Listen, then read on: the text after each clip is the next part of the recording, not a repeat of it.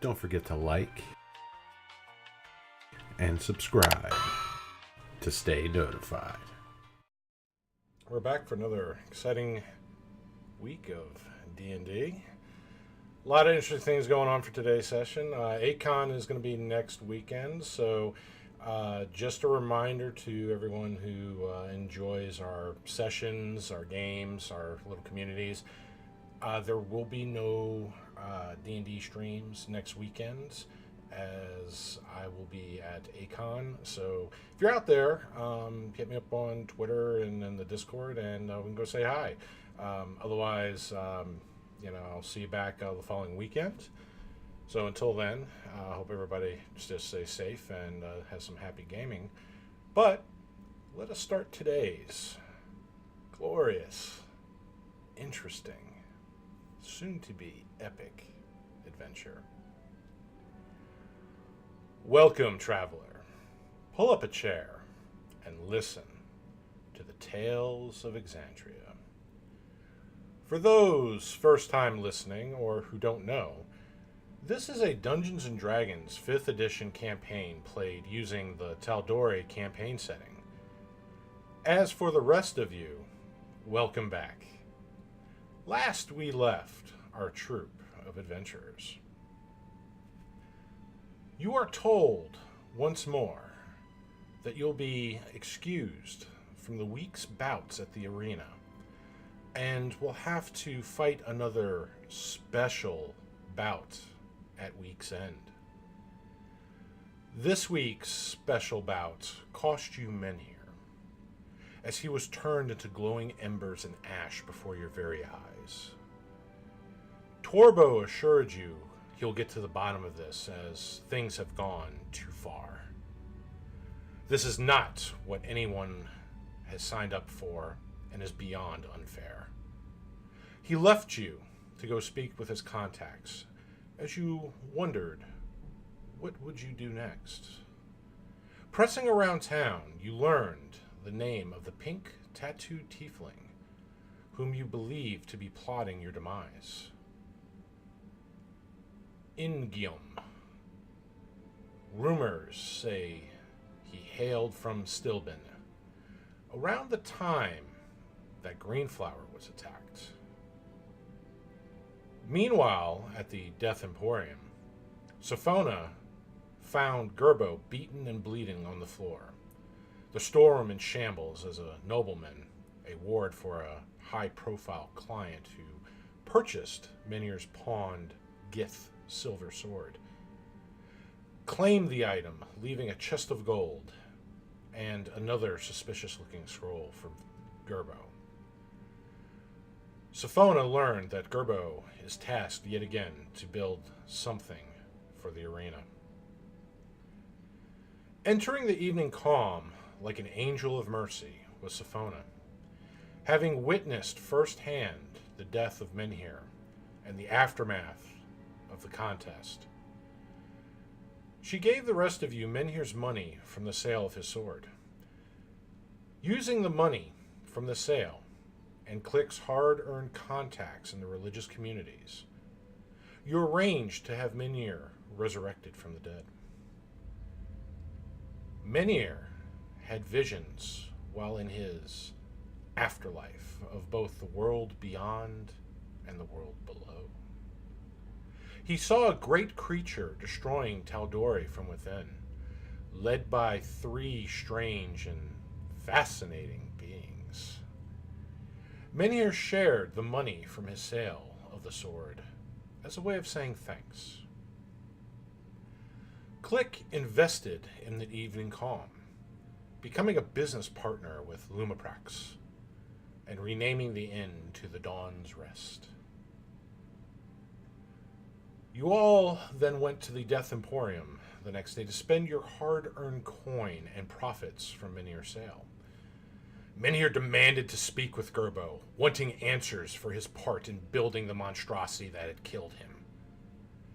Gerbo shamefully admitted he was forced into building the war machine that disintegrated Menhir. You also learned that he had been forced again to build another, more powerful creation, This one designed to specifically kill your group.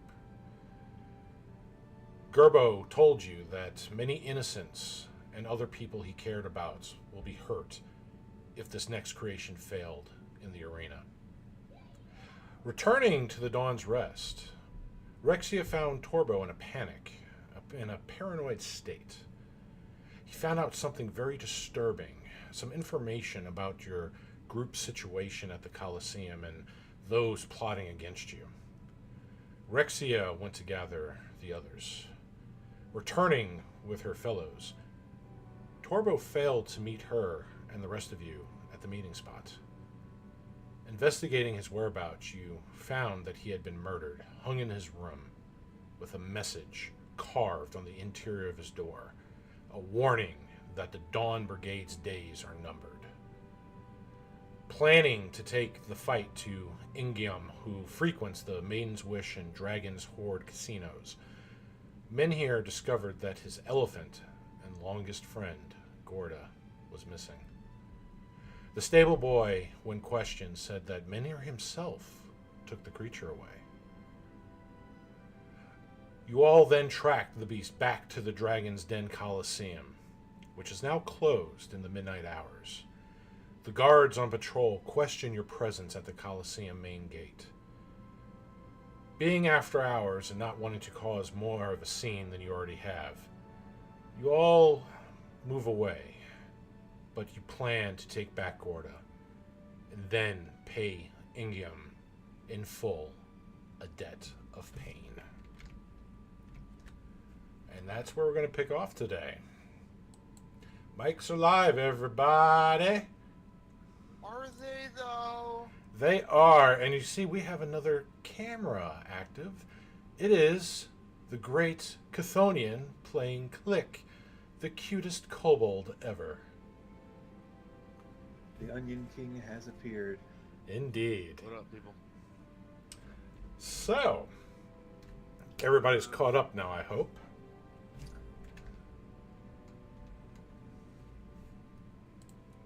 Don't all answer at once. It's okay. Yeah, I'm good. I mean, I feel current. So, am I in the arena? From when you wild shape flew in and then started eating, yes. Okay, I want to use my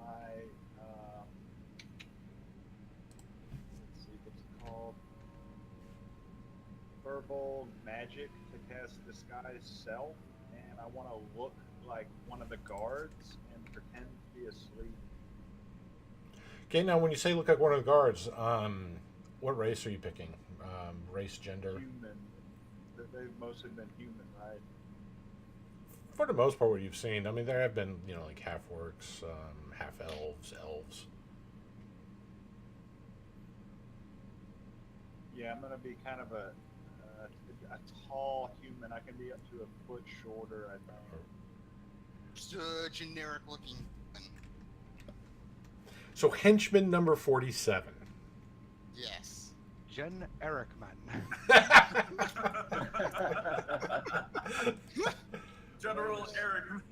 The name's I like that a lot. Human. Fantastic. Okay. So, your form begins to transform. You now look like a very healthy adult male human, dressed in the shield's black and gold garb that you've seen strutting around Kymal and especially the arena itself. It looks like you're wearing like chain armor, but with a kind of a black and gold trim tabard over it. And you have a long sword just kind of sheathed at your hip. That's what it kind of looks like.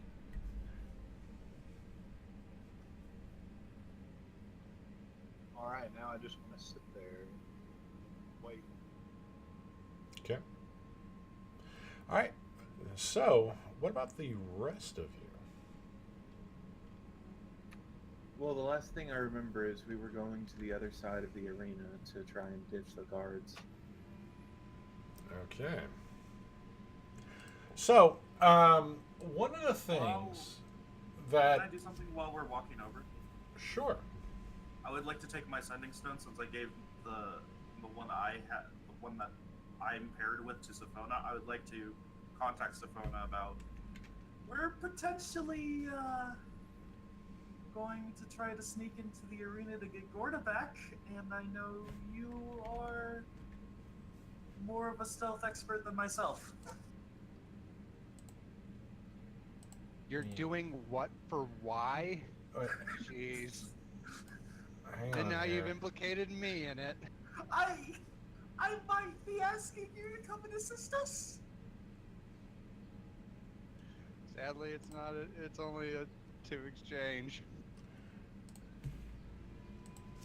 Sadly.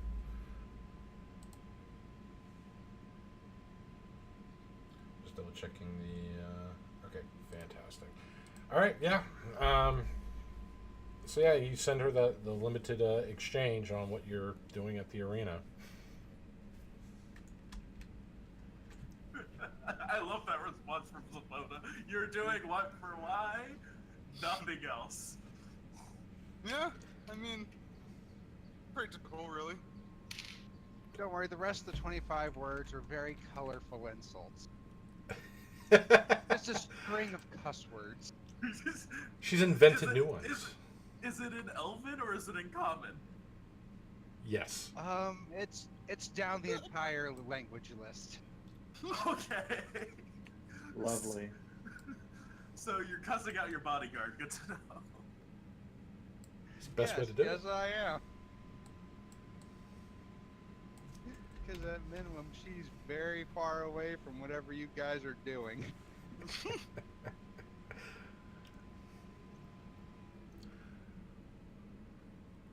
All right. So one thing I wanted to kind of bring up to you, I didn't want to mention it before the game. I wanted to kind of get your opinions live on stream. So Wesson, Nariam, well, basically some of our newer players will not be familiar with this, but some of our other players that have been through us, through some other campaigns that we've done, there was an option rule that we did. For rolling certain things kind of behind the scenes, just to not only streamline, but just to make things a little more interesting. So I want to get your opinions before we went any further, because this will most likely come up often. But stealth and traps, I wanted to do kind of back behind the scenes group rolling using the Fantasy Grounds integration with that. So you say you wanted to, use stealth and try to sneak in. You don't know how well you did on the roll. You just know that you're attempting stealth, or that you're attempting to disarm a trap. That seems fair. But I didn't want to go any further without live on stream getting your responses. You the boss. No. This is a group thing, so it's not what I What was that again? rolling things like stealth, detect traps, disarming, behind the scenes, like we did in the Dragon Chronicles campaign. Yeah, are we doing group stealth? Or no? I would be for that. Meaning If there was if more than one person was involved in the stealth, yes, we can do that. If it's just a single individual, it would just be obviously the individual stealth. awesome, because I like group stealth a lot. Because then Ah. you don't suck. It is not advisable that I join a group attempting to move No, without sound. Dude, that's the beauty of group stealth. If you have more, if half or more pass, then the ones who fail don't matter. That's what group stealth is all about. Yeah, so basically it's like to paint a scenario. Well, I'm just going to use two people here, not player characters here, just two, let's say, D&D characters here. You have one that's trained in survival stealth in the wilderness, another one who is not. They're trying to move stealthily, maybe away from pursuers in the wilderness. The one who's skilled goes up to the person that they're with and just kind of gestures their finger, be quiet. And they show them, like, instead of walking through the grass over there, they motion to step on the rocks, and using just mimicry with hands, just like, snapping twigs. Basically, the more skilled persons can help the less skilled persons by showing them some very quick things that help mitigate their lack of knowledge and expertise in that area. That's kind of like what the group stealth success kind of mimics. So Yeah, it's cool. So, all right. So in that case, we'll do that. Now, one other quick thing, and this has been in a minor, I wouldn't say issue, but it has come up where people have tried to do a lot of things when it's not their turn. And it's not just like attacks or anything like that, but just different actions. I like Xanathar's approach to this problem, where even something simple as identifying something or looking at something when it's not your turn, basically using your reaction to do it.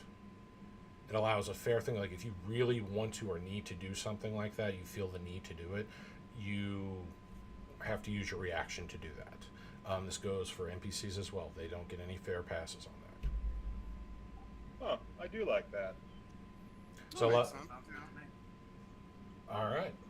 So, I just want to be, upfront with some of the things with that before we go on. So, we've been. Go ahead. The only thing I wanted to bring up on there was for detecting traps. Isn't that just everybody's passive? No. If you're, let's say, if you're just walking down a hall or a forest, let's just use a forest trail, it's a little easier. You're walking down a forest trail, Rexia, who's got God passive perception, sees a snare carefully hidden in the underbrush where everybody else is oblivious to it. She can warn everybody, and it's like, okay, here's a trap here. Then, or let's say Rexia wasn't with the group and you're suspicious of this trail, so I want to try to see if there's traps here. I think maybe the people that we're pursuing may have set some traps for us, or maybe are leading us into an ambush. They may have, it could be dangerous territory. That's when I would roll that. It wouldn't be anything that you initiate as a player is an active roll.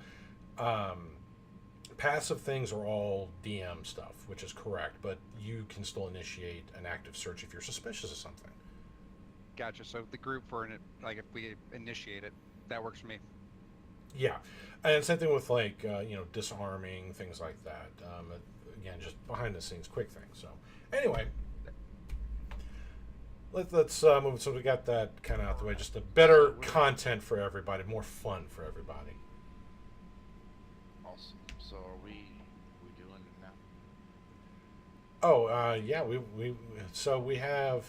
All right. As we're moving away from the guards, when we break around inside Menhir's calmly telling everybody, stay close to me, y'all.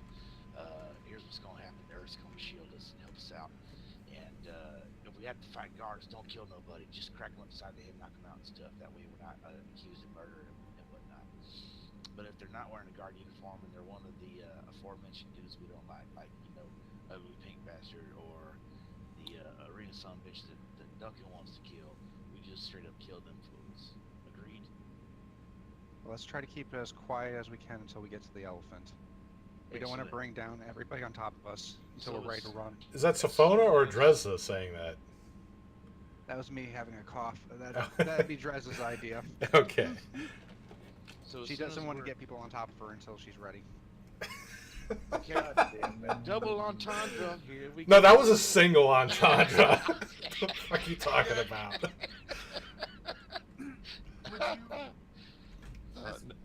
When we break line of sight, I'll activate the merge with stone ability I have. Okay. I was going to ask if people wanted to take a short rest first, and then at this point, because I think I'm the only one. I mean, you could take a short rest. It's up to other people because I don't mind not having a right. I still do damage. If you take a short rest, my disguise self will wear off. That's right. This guy's stuff doesn't last that long, does it? Yeah, never mind. 1 So- hour. I activate merge with stone. Dave. Cool. Okay. Just Merge with put- stone. That's passive without trace. Same Yeah. So, The Click bonus will pull here. out the Pearl of Power, and you'll activate it to regain. What happens when I use it on a 5th level spell slot is I get an extra 3rd level slot. Ooh. Okay. So right now my 5th level spells are still going, but I have an extra 3rd level slot.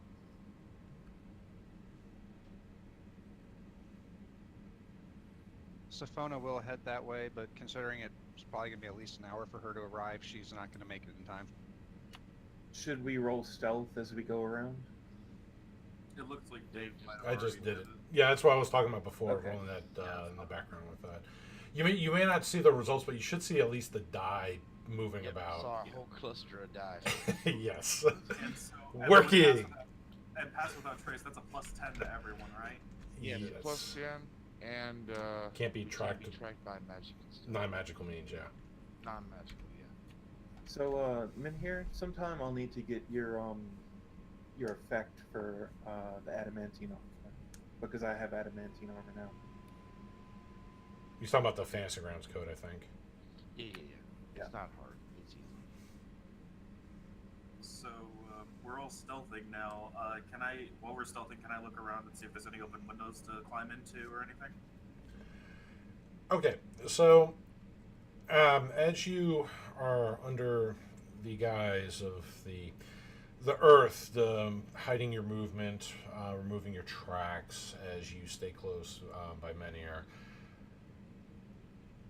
going around the Colosseum now, the way to kind of picture the Colosseum, the main entrance would be like on the western side.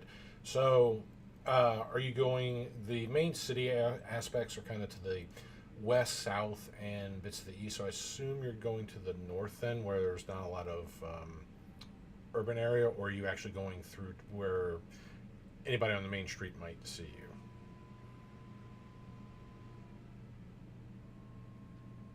I assume we're sticking to like the wall of the Colosseum in like a shrubbery or wherever cover is. Probably to the northern side where there's not a lot of foot traffic to accidentally see us.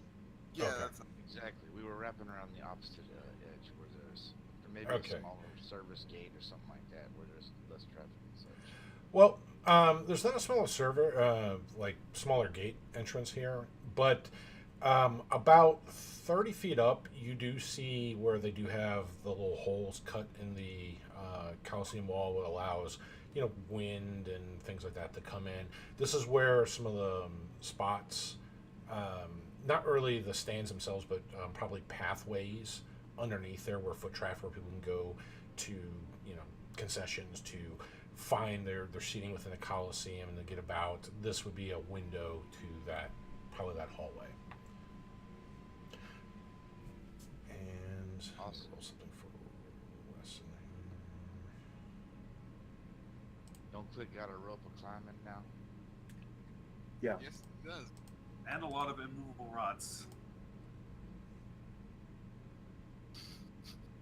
And always help those. Make some ladders on the way I up. got a version of that myself. Just don't activate it on a Wow. spaceship. That's gonna do it.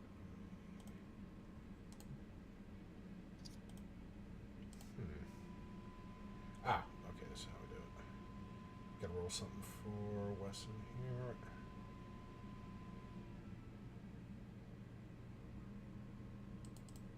Don't know if this will. Perfect. All right.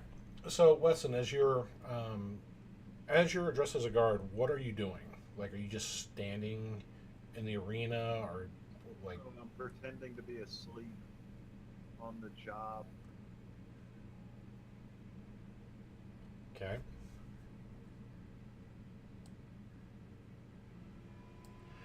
All right. So as you're pretending to be asleep, you do hear some footsteps approach.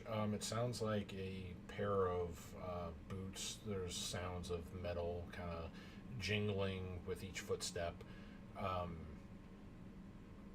And they are getting closer. Do you still want to Okay, pretend? I want to get up. I want to get up and like act startled.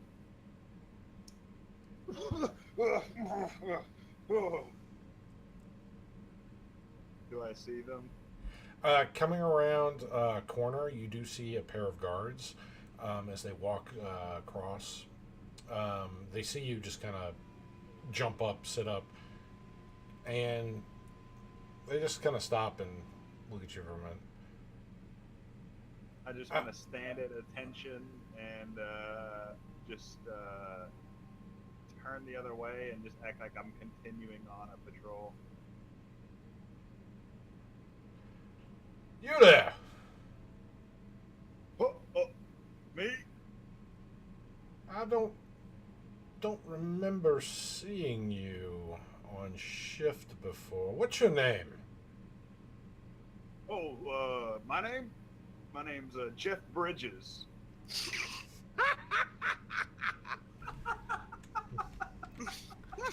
Dear God, dude. Wow. Ah, damn. I swear. Private. Just started tonight. Watch Commander didn't tell me about any new guard being assigned tonight. Oh, it was a last minute thing. The oldest deception in the book. Make a deception check.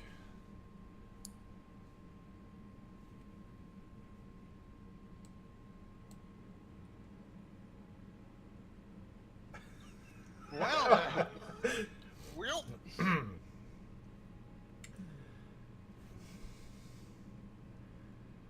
Who assigned you to this post? You see him. They're starting to approach closer to you, a little more slowly, cautiously. I want to use hidden step and just say your mother before I go invisible. Dude, he sounds like Menhir. There you go. Who's your mother's ties? This is perfect stuff. Okay. So as you say that and you go invisible, don't like they just kind of, you see their eyes just go wide like, oh shit. And they grab their swords, they pull out their swords, and they just kind of have it out in the ready. They're still kind of like approaching where the area where you're at. I want to just move hastily away from them in the opposite direction. So, because you're running off, invisible. One of them takes a swing, but you're not in the space that you're at anymore, and it just hits nothing but air. And you hear them kind of run and make pursuit as you're invisible running down the halls now. So, Rexia, you found that window. Yeah. Is someone has the rope of climbing, don't they? It's click, right? If you're nice, Click may let you use it. Maybe. Or if you talk dirty enough to Menhir, Not gonna happen. Come on. Got a rod of climbing. Not gonna happen. Well, technically, you do have rods of climbing. Wow. You have those immovable rods. I do. Well, Click does, but does the wall look like you can scale it on your own without a rope? I mean, you can try to with that. You can attempt to. It doesn't have a ton of handhold, so it'll be a little more difficult than scaling like a small city wall, like a little fence. But I mean, it's possible with that. It's not completely out of the realm of possibility. I'm sorry, Can I guys. see- I need a second. That's fine. I'm gonna try to use my eyes of the eagle to look inside of the window and see if there's something I can maybe embed an arrow into if I were to fire an arrow into it. Let's not the rope. Make climb. a- You don't- It'll scale up the wall and Oh, attach will it? itself. Yes. Yeah.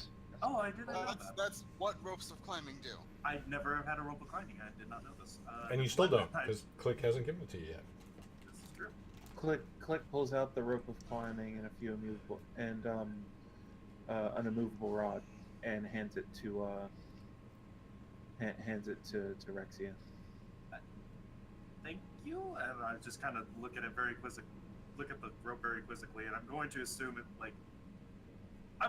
she's going to do the normal thing of she's going to try to toss the arrow, the rope up there as one would normally do who doesn't know how that magical item works.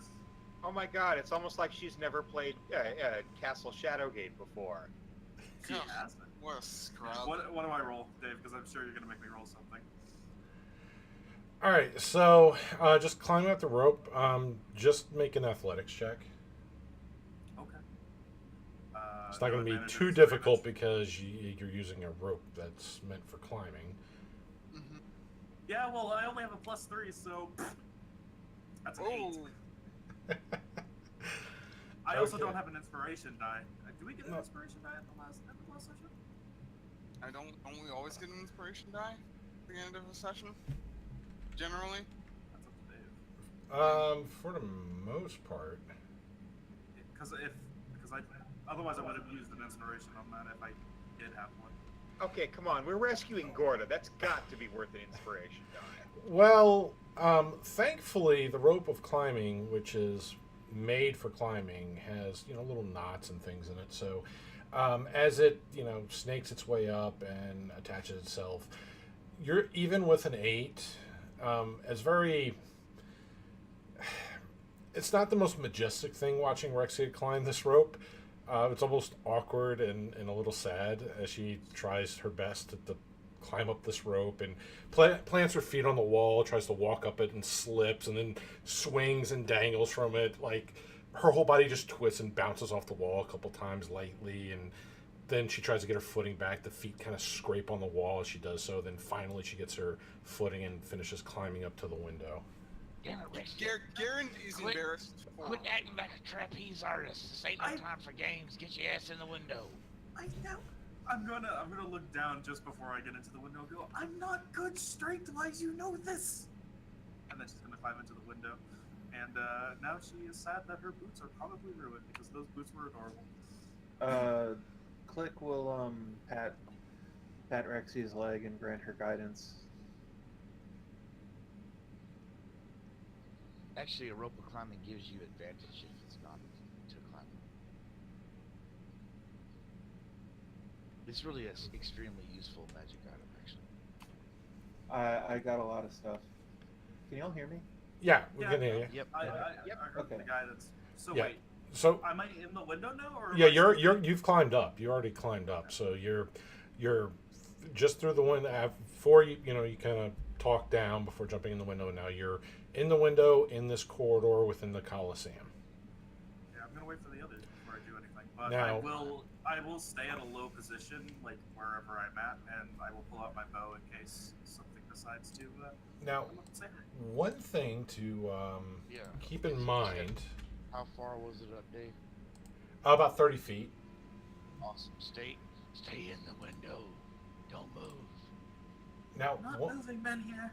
thing you want to keep in mind is you do have one other person with you. Duncan is with you. Oh, and he doesn't have arms.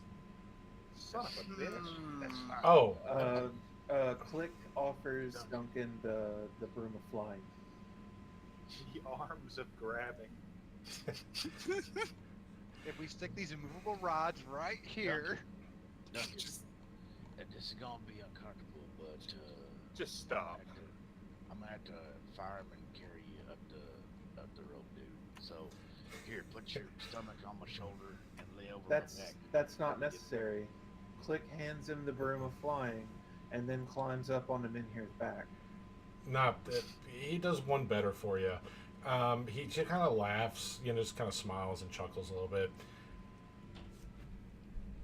I appreciate the offer, but I can get up there myself. And he will spend a point here, and you see him leap up 40 feet up to the window and just like monks. Like monks do. He used a key point to do that instead of just running up the wall like they can do. He's not a monk class. NPCs don't have all class abilities. Don't shame Duncan for his life choices. Yeah. I'm updating. I'm rolling my athletics with advantage. Okay. Okay. 2 natural ones. Nope, 21. Nope, he climbs up, shimmies up the rope. Then if he doesn't accept, if Duncan doesn't accept the room of flying, Click will just fly up. Okay. Y'all gotta stay within 30 feet of me, or is it 60 feet? 60 feet. 60 feet, yeah. I will also climb up the rope. All right. Go ahead and roll athletics with advantage. 25. 25. Man, you're just like, you see Menhir go up there. Like, Menhir just owns it like a boss. You're just like, please. I've been climbing vines and ropes since I was 100 years earlier than you, Menhir. And you just shimmy up the rope like it's nothing. All right, can I recount my method of gaining entry then to show up, Garrett? I pull the rope to where the window comes down to the ground. He tilts the whole Colosseum down and just steps in the window and then lets it go. Oh man! I think that would break our stealth fairly easily, so let's not do that. Just a bit. Boom! It's all good. All right. So yeah, Garrett, you go in there like a boss. Climb that rope, and you're like, it's like how Legolas was just kind of moving through like the snow and everything, just showing off because he's an elf. You're doing that, climbing up the rope, just like no sound, just right in. Yeah. All right. Trez is gonna turn to Narium. Like, do you need Mama to carry you up there, Mr. Skinny Arms? Wow. I beg your pardon. Kinky. Meanwhile, Click's just hovering on a broom in the hallway through the window. What's the command word for the rope? Did I hear you say it? No. What's the command word for the rope? Okay, Nareem is just gonna climb up. What do I roll for that? Athletics with advantage.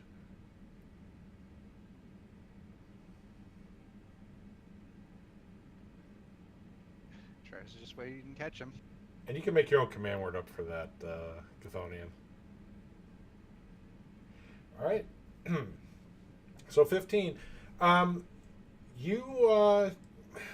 not as impressive as Garand or just brute force strength as Menhir, you don't have any trouble getting up that rope. While not your daily activity, you do manage to go up to it with fair ease, the full 30 feet. Be it through the magic of the rope or just how it was designed, it really helps distribute your weight as you just kind of going up the rope. Pamphlet said the rope's command word is trouser snake. Dear God. I'm not sure I want to know where it coils itself. Oh well, Trez is now much more eager to climb this rope. Yeah, I bet she is. With a 2 and a 9. She was thinking about something else, and you can tell she was distracted. She's hearing the command word.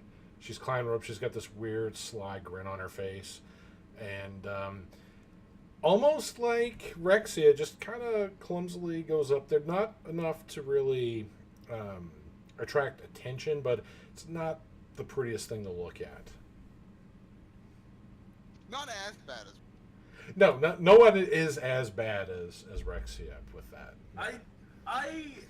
Hey man, if you want me to be a circus performer, I could do that. I'm not good when it comes to climbing ropes, though. You're a monk.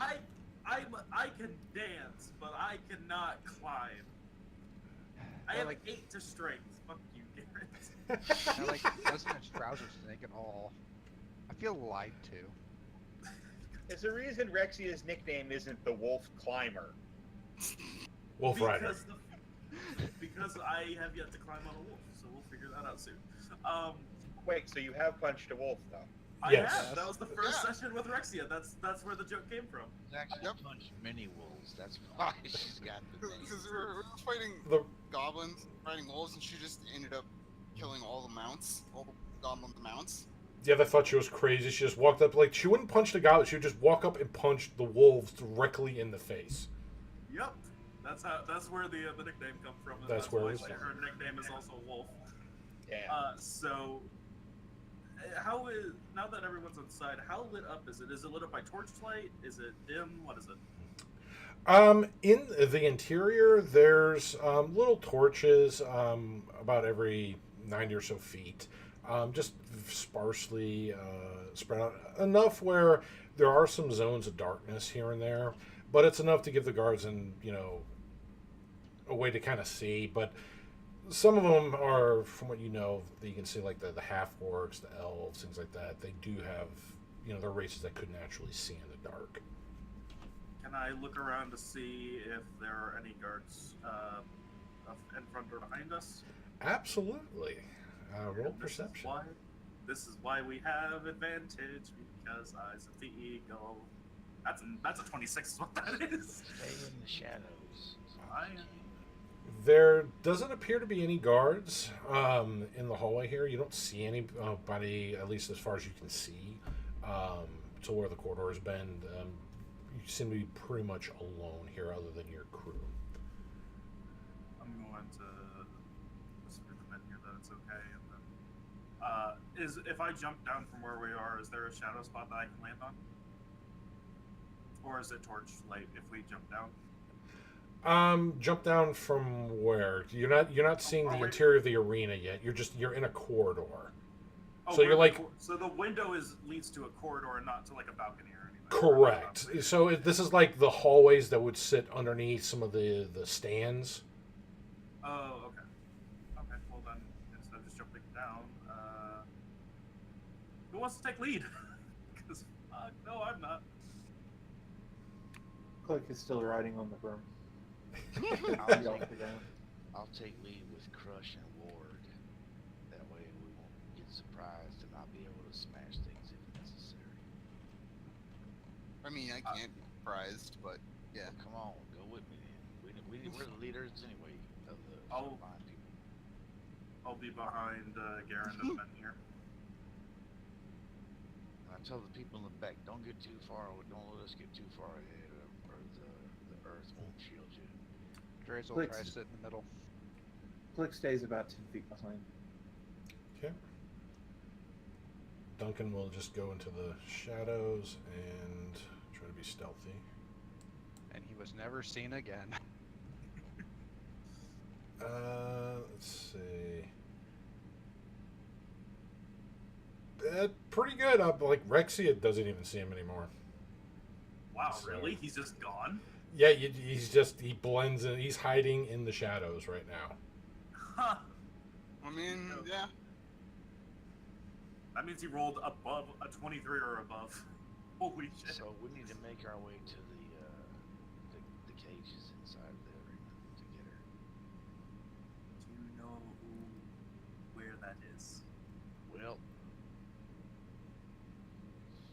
what's the general layout, Dave? I'm sure we got a general idea where the Well, you've only been in through some of the main entry area, the infirmaries, which are on the first kind of floor area, but you haven't seen where the entrances where they keep, maybe any of the animals. You haven't been through any of the standards. It's the first time you're actually above the first floor in this place. So, speaking of, Wesson. So, as you're running while you're invisible here, the guards are trying to pursue. As you're going through the halls, you can either continue to run through the hallway that you're at. You can go down some stairs, which look like they'll lead to the first floor, or you can go to an open corridor that looks like it leads out to the outer stands, like the actual stands in the arena floor. Does it appear that they can see me? It doesn't look like they can see you, but it sounds like they can hear you. Like you ran. They know you ran down a hallway, and they're following that sound, and that's all you know. I just want to. Okay, you said there was stairs, open corridor, and then back into the stands. So you can continue on the same level that you're at. in the halls that you're at. You can go down a flight of stairs, or you can go through like a little archway that looks like it leads to the outer stands where you can see the open arena floor. I want to just go out into the outer stands and just like run to a random stand and then just stand still and visible. Okay, so cutting a corner, you go through the archway, and let me. Wait. Do you have a spell that can create sound? I can't cast the spell. Oh, right. Actually, I can. I'm invisible until I attack, make a damage roll, or force someone to make a saving throw. Correct. I was gonna say if you could use a spell that can make sound, make the sound of footsteps running on past you. Because then because they're following the sound of your footsteps. So if you stop, like the footsteps keep going, they'll follow the footsteps and run past you. Yeah, I want to like turn the corner, then like come to a sudden stop, and then like tiptoe out into the stands to, you know. Okay. Let's see. Let's get your. Let's see how good their hearing is. All right, got your stealth here, and let's see. All right, so as you turn the corner, you go out in the stands. Your heart's kind of racing. You see other guards far out through the Colosseum, like through the upper parts of the stand, just kind of doing basic patrols. Most of them are kind of looking over the edge of the Colosseum. A couple of them will kind of scan the interior. It looks like they have other guard patrols that are looking inside. These are meant to kind of look the perimeter, the outer perimeter. Yeah, I'm just trying to lose the two guys that were on me. So the guards come by, and you hear them stop by where there's the three choices, and they stop and they're like, shh, and they're trying to listen. You go downstairs. I'll continue this way. And he runs off down the hall, and the other guard runs downstairs. I'm just gonna wait it out. All right. Okay, so the rest of you, as you're in the corridor here, your options here, you have a part of the corridor is leading west with an entry to the Colosseum stands, and there's the corridor also continues further down towards the east and starts to bend. We need to find a way to go down. She won't be this high up in the structure. She'll be down below somewhere. I said we go to the east part.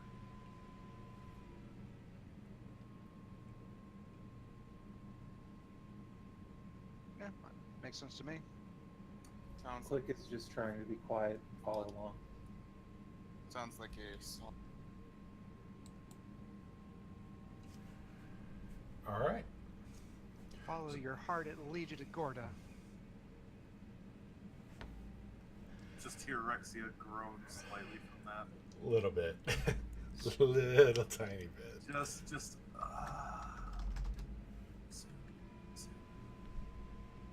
Soon you shall feast upon flesh. I mean, what?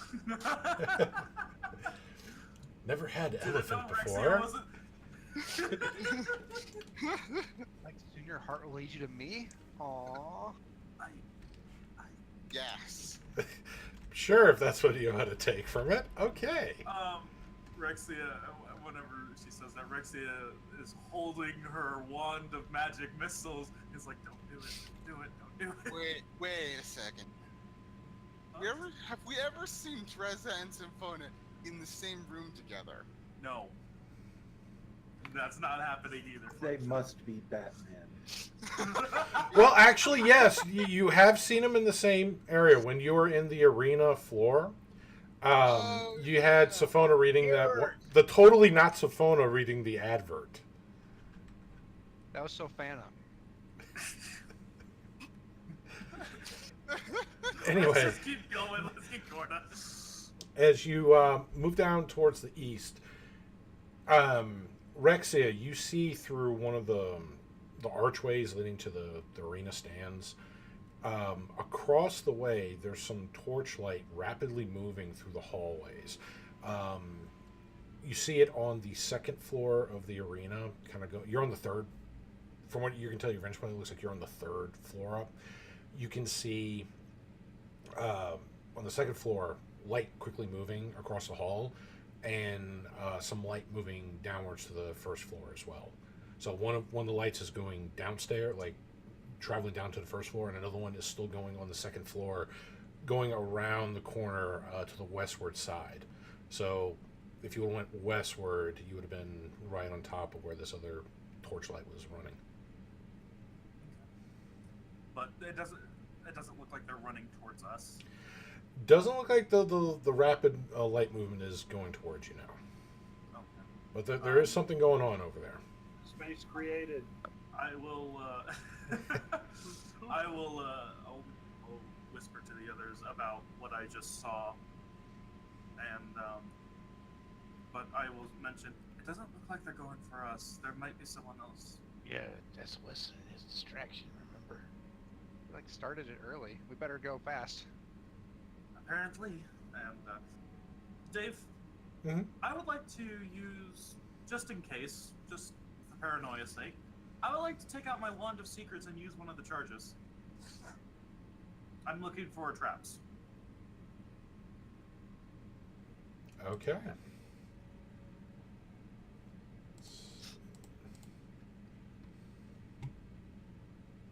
If there is a trap within 30 feet, the Feet of wand you. pulses and points to the one nearest to you. Okay. And it says, all right, so you expend a charge, and as you expend it, the rod seems quiet. It does not pulse. It does not give you any, vibrations or warning signals from it. It seems very still. Though you do feel that the energy from it did discharge, that it did try to seek out and detect any, secret doors or traps within 30 feet of you. Okay. So, at least for a short distance, we're not in danger of setting off anything that could get us in trouble. She puts away her wand. She puts away the wand and pulls out her rapier, just in case. As you pull the rapier out of the sheath. Trying to be as quiet as possible. Loud shinking noise, and every guard in the palace knows where we are. Good job. I would hope not, because the palace is pretty far away. That would be epic even for Rexia failures. Everybody in Kymal is aware to her presence, just by her unsheathing the sword. So we can get to the ammo holding areas. Okay. So, do you continue going through the eastern corridors as it loops around the Colosseum? Yeah, we're looking for stairs down. As you go to the narrower part of the Colosseum, this is where it's looping around, you do see sets of stairs going both up and down. Downward. All right. So, continuing on your downward descent. So far, you have not encountered any of the guard here, though most likely due to Wesson's distractions, as there are more movements on the other side, though they are starting to kind of, the light that was coming in the other corridor, you can hear footsteps coming from the west towards the east very rapidly on the same side that you're at, that northern side.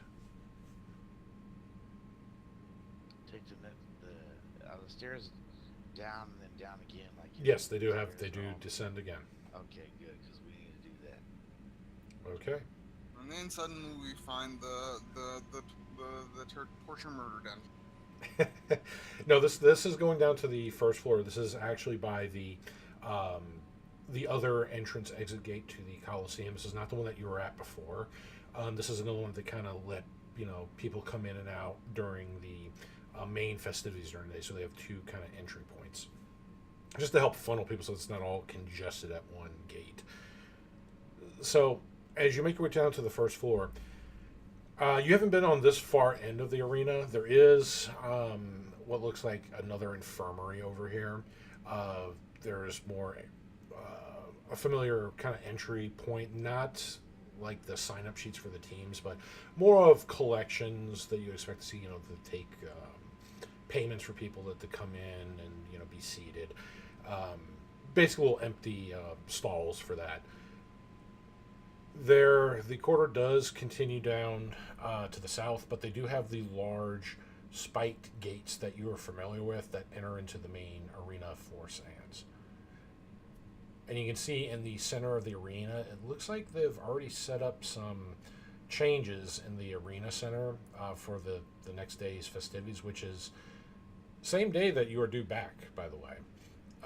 It looks like they have about 6 more pillars set up in the center of the arena, and they have what looks to be some broken pillars set up in the floor of the sands to kind of make more interesting terrain for whatever fights are to be going on tomorrow.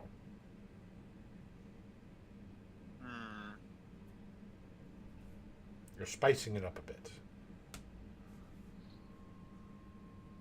I thought we weren't supposed to be back till the day after tomorrow was our fight. That Now was you- the impression I had, that we had a day. That was the day before yesterday that it was the day after tomorrow. Yeah. This is your last free day where you're going to go get Gorda, and you were going to go to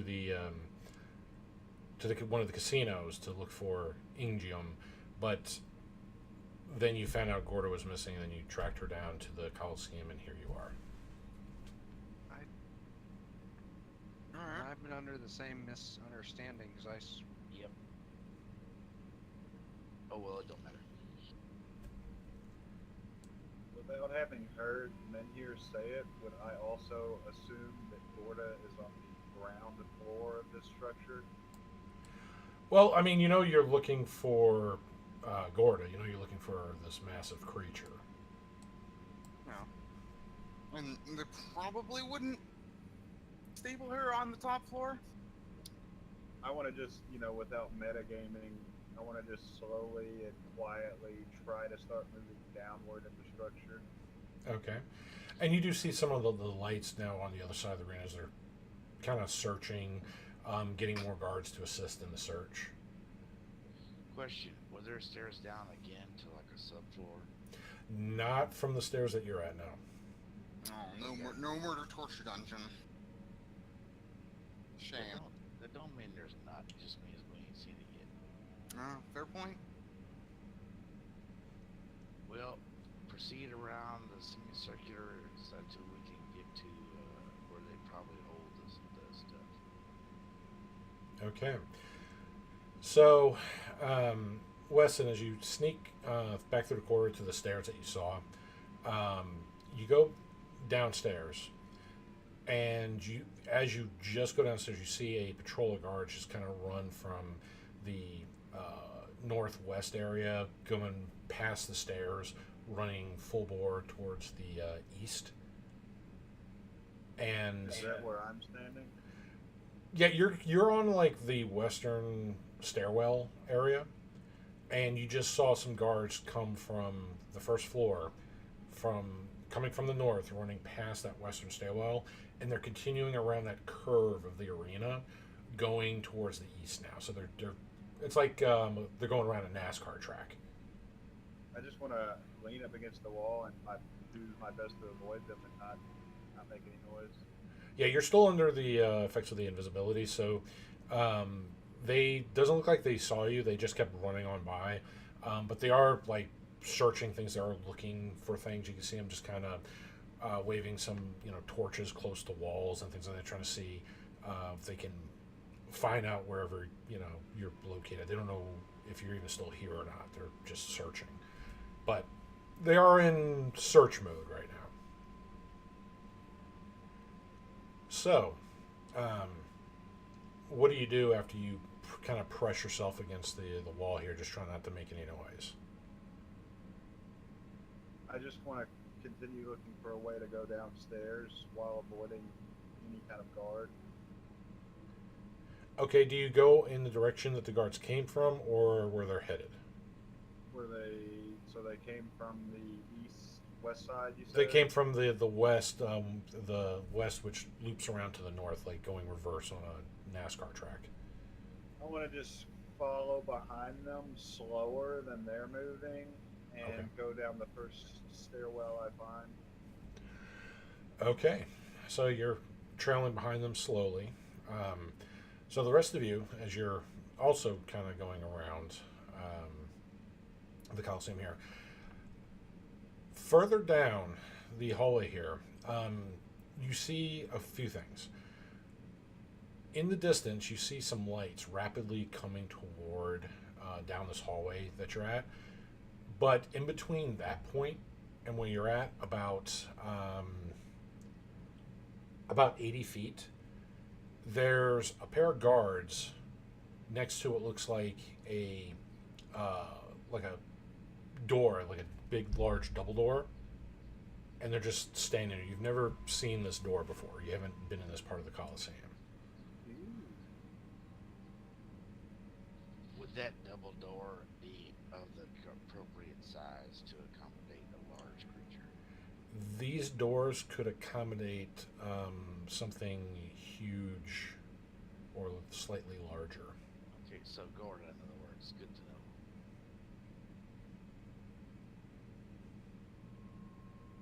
Are we still in the cover of shadows? You're still darting kind of in and out of the shadows. You're not in the bright light right now, but I mean there are shadows about you.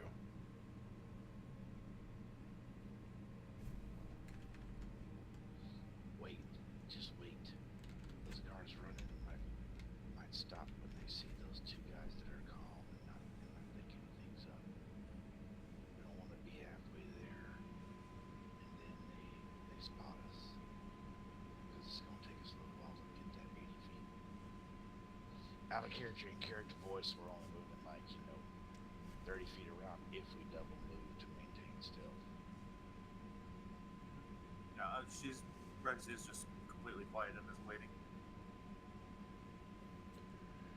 All right. So as you wait, see what's going on, you see the lights are carried by a pair of guards that do run up to the guards by the door. They start speaking to the guards, and they seem to be definitely on alert. Are they in a position to where I can read their lips? You know what? With that, actually, I will roll that perception if I have to. you know, with the eyes of the eagle, let's say yes, actually. So, because they're in bright enough light where you can actually see them. So with that, it's like looking through a pair of binoculars, just kind of focusing in, being able to make out their mouths distinctively. So they are speaking in common.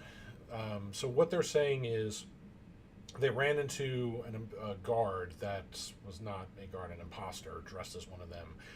They're describing, a human, kind of slightly tall, athletic build, fair skin, brown hair. It's very kind of generic, very general look to it, a very common look, as it were. And basically, be aware of anybody that you don't know. And as they kind of brief them, you see the guards at the door just kind of, they pull their swords, and they just kind of, it looks like they're trying to stay alert, like seeing what's going on, as the other two guards start running past those guards further down this hallway towards where everybody else is at. I'm going to relay everything that they just said to the group in a very quiet tone.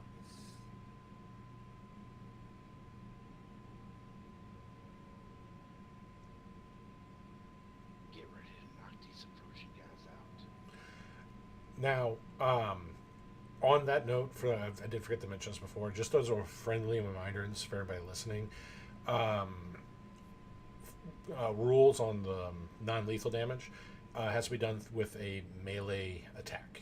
So not a ranged attack, magic, you can't pull a punch with those.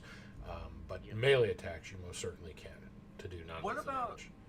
What about if I use my bow itself to wrap around someone's neck and try to crush their windpipe? You're If fucking 47. that would be more of a melee attack with some flavor to reskin the attack. So you're basically using melee to subdue somebody rather than throwing the bow at them or firing an arrow from the bow. So it's still melee. Why would I throw my longbow at them? I'm just saying, you'd be surprised. I've had people throw weapons, ranged weapons, the weapon itself, like a crossbow, at somebody, and had it work twice. Huh. Good to know. When How desperate. close- Exactly. How close are these guards to us? Because They are running. You have about a round before they're going to be running Get right back by up you. in the stairwell. If you want to go back up, you can move up. That way, you know, because as soon as they get line of sight and light, then it don't matter that we're stealth, they'll see us. But if we're at the stairwell, when they come even with us, we'll be able to jump out and knock them in the head. That's my logic. and that's gonna be on the two beef sticks to do that. That would be the two. So, which two people are going to be up front in the stairwell? Because those are the only two that are going to be close enough to do such an attack on these guards. Probably me and Menhir, just because, you know, Okay. we're the melee fighters. I All will right. be readying a second level sleep spell as soon as they hit their attacks. All right. So, the guards start running by. Now, there is no surprise rounds in Dungeons & Dragons, for those who are watching. It's a surprise condition. It's a very common mistake I've seen people make. Even Matt Mercer does it. They call it surprise. It's surprise condition. These gentlemen, these guards, right now, are going to have a surprise condition. Let me roll their initiatives here. And Menhir and Garand, roll your initiatives. And it's important for the initiative rolls on this because they lose that surprise condition after the turn, yes. So they can... So people that assassinate may not be able to use that, trigger those abilities or things like that. I really don't see too much of a problem with that because they rolled horribly for their initiative. Yeah. So... Out of pure curiosity, what was their initiatives? Unmodified, 4. So yeah, they rolled horrible. Attacks, that's what that means. That's awesome. So Menhir is going to be the first to act here, probably because he wants to show Garand up from climbing that rope before. Nah, that was a joke. He's not that competitive. He could be. We just haven't seen that side of him yet. Alright then, I'm gonna jump out when they get even with us and subdue one with great vigor upside the head. Knock him out. All right. Let's see here. Go ahead and... Does someone have feather... Before we do this, does someone have featherfall so that when their bodies hit the ground, it won't make a noise? Yes, actually I do. Okay. Just making sure about that. So, That could make, be useful. Menhir, make your attack roll. I miss. Oh, okay. I tried So, to get greedy. yeah. Oh wait, I have more than one attack. I sure do. Right. Yeah, roll your second attack. Swing for the moon. No, not the moon. Their heads. 17 of them. 17 will hit.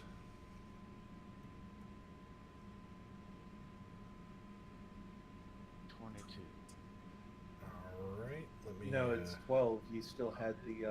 Oh, you're right. Thanks for that. Good call. Sorry. Subdue it, please. No, that's a good catch, dude. All right. Let me just see the. It doesn't automatically take it off. I don't know how to code that. It doesn't automatically take it off if you miss. Okay.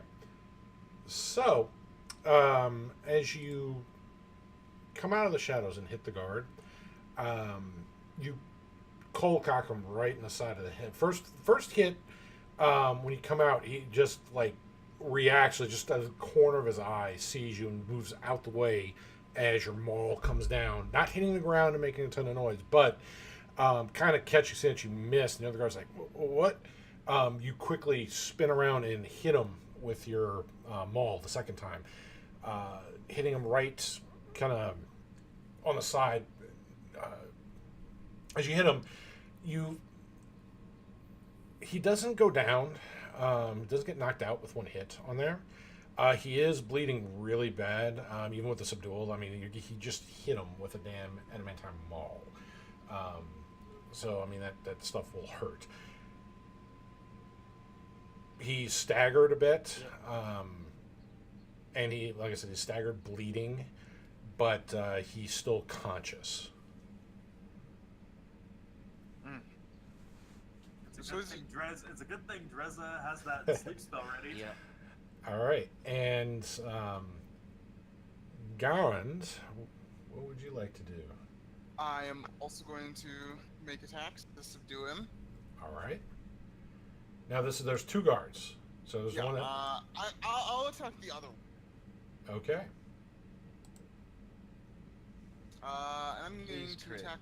I'm going to attack recklessly, so I get advantage. You don't have to. You don't have to because. Oh, right. Well, okay. If only reckless attack. Also, Jesus. Well, you hit. Go ahead and roll your damage.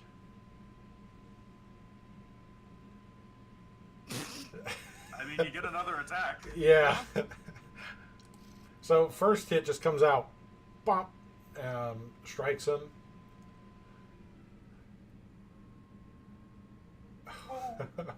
13? 13, that will hit. Oh. Go ahead and roll your damage on that.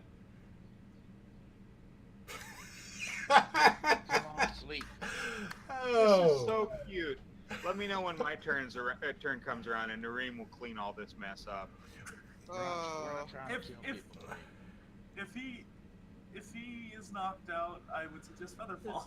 Yeah, he is not knocked out. He just got a couple love taps from Garand, and it's like the first strike. He gets hit with the hilt, and it just kind of knocks his head back, and then Garand gets mad and hits him on the other side of the head with the hilt again, trying to hopefully knock him out, and just knocks his head back the other way, and just looks at him like, "You just hit karma." The game don't want us to kill. I mean, don't want us to knock people out. It wants us to kill people. We're all ineffectual. We're trying to subdue folks, and when we're trying to kill people, we roll kick ass. All right. The game has achieved consciousness. Again, Dreza has a sleep spell ready, and I don't think they have that much more HP. Yeah, it's based on health, so. Based on current health. Ooh. Yeah. All right, I love sleep. Sleep is a wonderful spell. Yeah. All right. So, let's see. There we go. Wow. Because it's. Well, no, that doesn't make sense. All right. So everybody else, other than, well, actually, no, Weston, you roll it too. I want everybody else to roll their initiatives. I want to see. Oh, me? Yeah. Because Click's still floating. Wow. Where's Dresda? Okay. So. Dresda with the 16. Yes. Doesn't Dresda get an opportunity to cast the spell before the surprise ends because she didn't ready it? Well, I wasn't there as part of the jumping. Yeah, it was holding for after the jumping. So that's why they went first. Okay. With that. So, Dresda, it is your turn. Alright, second level sleep go. Go sleep powers. Let's see, that's 78. If it's second level, then yeah. Or it might be, I think it's 68 because I think it's at first it's 5. This here. Yeah, it's 5 and then 2 for every spell. Yeah. 2 for every, so it is 7. I thought it was 1. Good job. Calm down. All right. How many hit points are affected? Sorry, I need to learn how to count dice. 32. Okay. Let's see, and that targets the one with Lowest the first. So the one that Menhir that cracked open and was bleeding, he just drops down, falls, just knees just buckle, and he just falls down.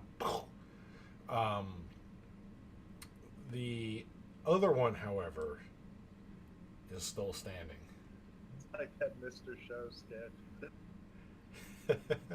It's more like if anybody's watched wrestling, it's like the finger of doom poke. You know, he just kind of goes down like that. So yeah, that guard just sold that hit. He just goes down. He's not moving. He's breathing. He's unconscious. But the other one that got Garen's love taps, he's still awake, and he sees all of you on the stairwell. Yes. That's surprising considering Garen did more damage. They have variable health, dude. I Yeah. know, but that's still surprising.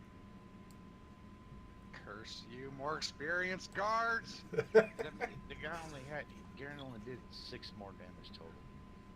So if the guy had 8 more hit points, it'd be enough to keep him close. Yeah, the lowest one went down first. But Menhir's correct. That's one of the things I utilize in fantasy rounds is random hit point generation for your friends and your foes. Well, sadly, I don't have a bonus action to silence him, so Well, he can't. tag out. Well, he can't shout anything until it's his turn yet. Somebody else smack him. So, and again, that's going with the whole Yep. the rules thing. So that's actually kind of rules as written with that. So next in line is going to be the Wolf Puncher. Cool. Punch his wolf. I'm not gonna activate her. I can't activate her right. Actually, I'm just gonna stab him with the rapier. I'm going to assume a 25 hits him. Yes, a 25 will hit. Okay. Second attack or extra attack. Wait, why are you stabbing him? Holy crap! Because This is not gonna make him quieter. This is gonna be non-lethal. This is still non-lethal. But I'm hitting him with the palm with the arm guard of the rapier. If that makes you feel any better. Of her katana. Yes. No, of the rapier. Of the katana. Garrett. Hey, But, Dresden is he can tell still- you that's a katana. Is he still up? Okay, so let's see, 7. That's 19. Let's say bludgeoning damage, I guess, because he's hitting with the arm guard of the rapier. And let's see.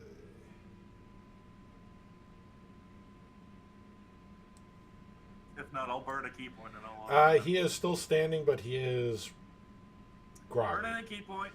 Okay. This motherfucker's a Yanti pure blood. Yeah, I was gonna say, are that's- we supposed to ignore that?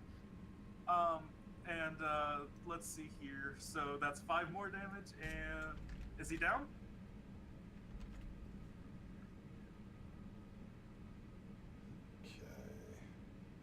Waiting. No, he is still standing. Christ. 21 for another bludgeoning. Yeah, that's a fantasy grounds fail. That it shouldn't be showing you what it is. So that's another 8 bludgeoning. That will take him down. As he gets knocked down, I would like to catch him so he doesn't make noise. Like, shh, go to bed, go to bed. Just gently set him down on the ground. Going that gentle night. No, actually, what it is you're like when Iron Man's. I'm gonna knock him down the stairs. You're like when Iron Man's in Hulkbuster armor in Avengers 2, and he's Sleep, go and to he's sleep, go to repeating. sleep, please go to sleep. Yeah. Okay, but I'll gently set him on the ground after I knock him out and go. That worked out.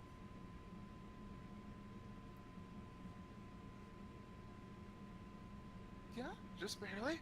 You guys might want to like tie him up. I don't Not to have mention rope. they fell in the hallway, and there's two other guards 80 Well, feet over. I made sure to make sure that one was silent. So just throwing That that sounds like a out personal problem. Where are the other two guards? there.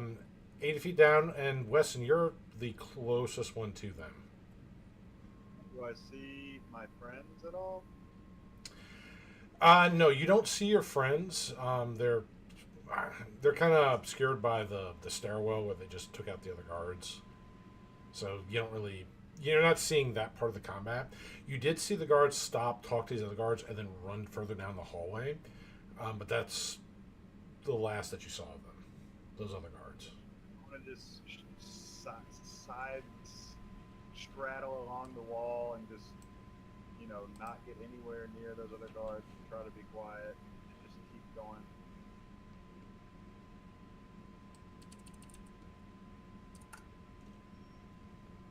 Okay.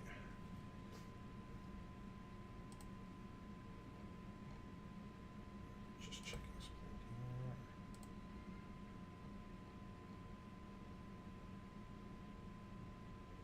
Now, invisibility should only last for about a minute. That's greater invisibility. Normal invisibility lasts for an hour, I think. Am I thinking the wrong one? Let me see. Well, No, yeah, it's an hour. Yeah. Yeah, I did have them swapped in my head here. Okay. So, alright, so yeah, you're fine with duration on that. Okay. So yeah, you're watching the guards here. One of the guards... Let's see.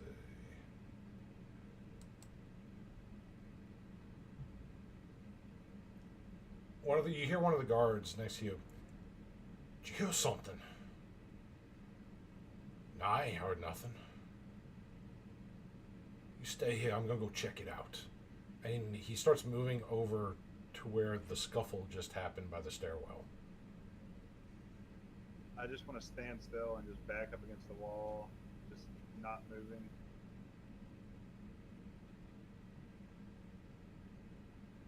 Okay. How quickly can we drag these bodies out of view? Narum, what are you doing? Because you go on the same initiative as Wesson here. I'm going to cast Watery Sphere On Um, who? on the guy who just turned around to come back and investigate. And if possible, I'd like to get the other guy, or is he already 10 feet away from his buddy? The one that's going to investigate, he is further than 10 feet from the other one. In fact, he's, let's see. We'll say he's 30 feet. He hasn't double moved. Well, that works. I can summon the sphere on top of the first guy and then roll it on top of the other guy before he even turns around.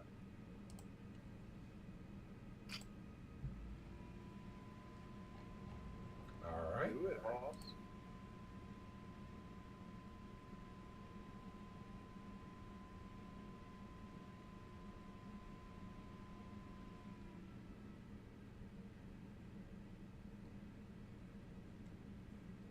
All right. So, get these on here.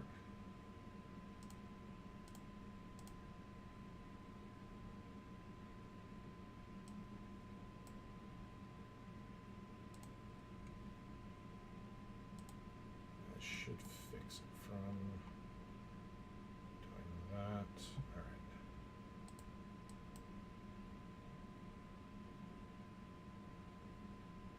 That's a strength DC. All right, that first one failed. Awesome. For the action where I can direct it, can I send it after the other guard before he turns around? Your action was casting it. Oh, okay. Well, then that's the end of my turn. So, Wes, if you see this big watery sphere float up, a few feet off the ground, that engulfs this guard that started walking off toward this, where the other guards were ran to. The guard by the door's like, "Good Lord, what the hell?" We need to silence him fucking quick. Okay. Maybe. Well, okay. I want to, while still invisible. Is it my turn technically then? I mean, yeah, you're still there. I want to run up to the guard. Am I within 30 feet? Yeah, you're within 30 feet. And I want to, while invisible, try to grab him and cover his mouth. Just grapple him. Okay. Make a athletics check. You'll have advantage.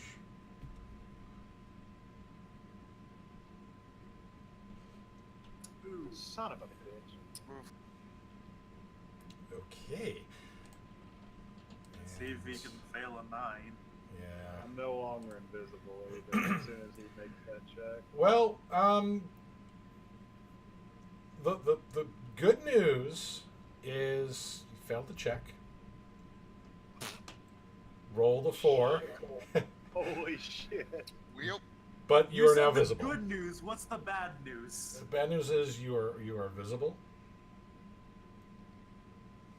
no. That's Yeah. cool. That's cool. The ball of water will help me. The floating orb of doom. Come on, giant ball of water. We'll get him. Don't yell. You're insane. I don't know. In an insane circumstance, sometimes going nuts is the only sane response. No, I didn't actually scream. I just ran it to the guy and grappled him and put my hand over his mouth. All right. So now, let's see. What? It's not Click's turn yet. Duncan actually gets to finally go. He rolled so low on the initiative. Oh, poor Armless Wonder. I know. But let's see. Yeah. He runs 100 feet, kicks a guy in the head with his big toe. The guy goes unconscious. Well, yeah, he wasn't hiding in the stairwell, as you're about to find out. He's on the ceiling. No, he's not on the fucking ceiling. What He the? uses his head and his legs. I'm Duncan Man. He grips the ceiling with just like 2 toes. You know, Yep. he's using those to walk, kind of like Fred Flintstone did a little ding ding ding ding ding ding as he Yep, goes that's across the it. ceiling. Yeah. That's it. So, but yeah, he actually comes by you, Wesson, and let's see, where is his? Wait, who is this? Is this a third guy? This is Duncan, the no arm dude. yeah This is the Duncan, the Armless Wonder. Okay, gotcha. yes. All right, so let's, here it is. Yeah, he's with us. All right. Yeah. It wasn't me. It was the no-armed man. I don't know if this will. I'm just testing this here. Let's see. All right. Trying to see what's actually being populated here.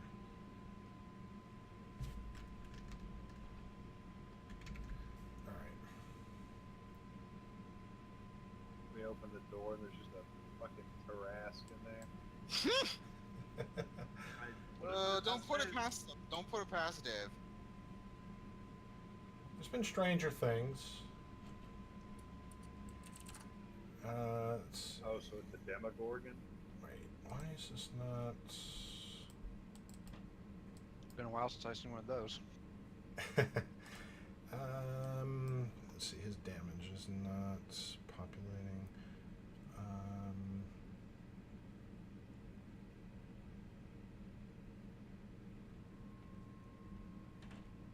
Yeah, I don't know why his damage is not working. Weird. Alright. So I'll just modify it here. And that. Get out of the way, D20.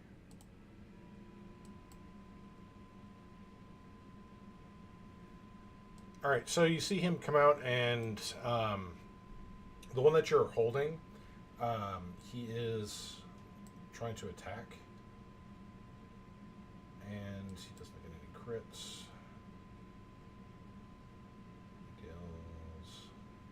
That's right. You get him, Jackie Chan. Okay, and he is going to also use a flurry of blows. So you see him unleash with a volley of like 3 precision strikes. He does that thing that Ryu does, where he spins around and just Hurricane kick. It's a Barukin.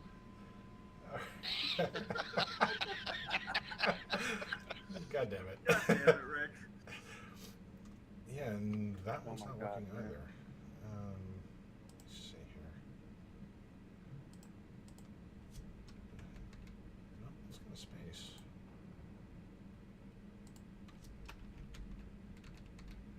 Huh.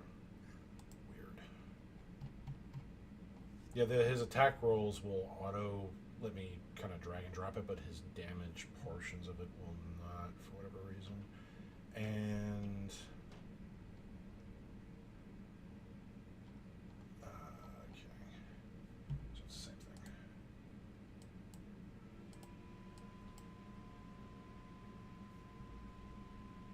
All right, and with the flurry of blows, that will actually knock out the one that you're holding. So that one, you can feel him just go limp in your arms as he gets pummeled by Duncan, who just appears from the shadows. We can still throw him in the watery spear, though, right? I mean, yeah.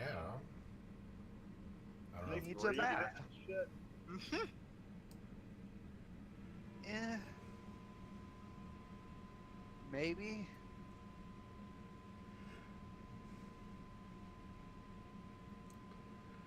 All right, so yeah, the only guard that's still kind of left awake here is the one that's in the sphere, and it is Click's turn.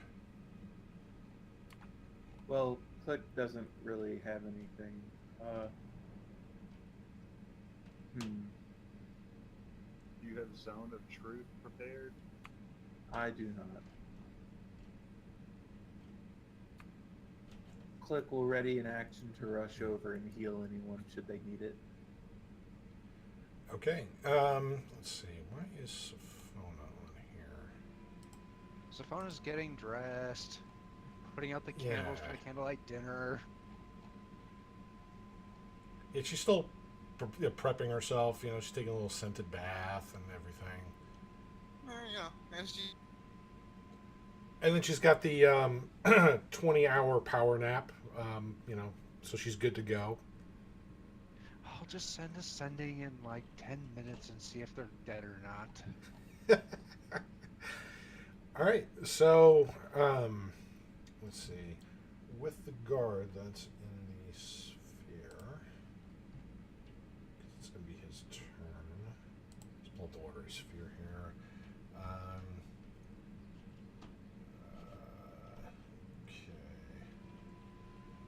Yeah, he didn't make that.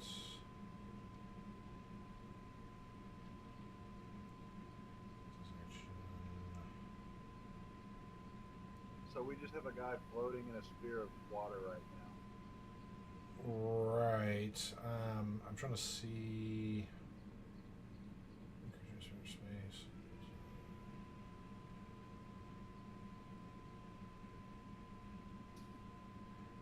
At the end of each of its turns. Okay, that's what I was looking for.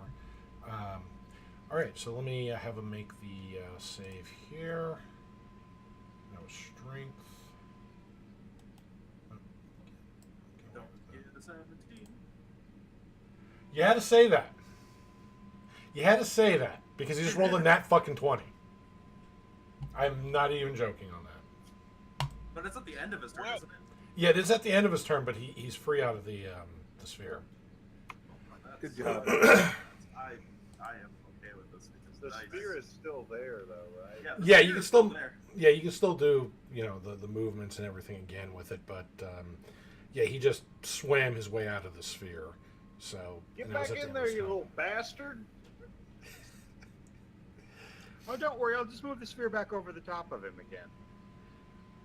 All right, Dresda, it is back on your turn, madam.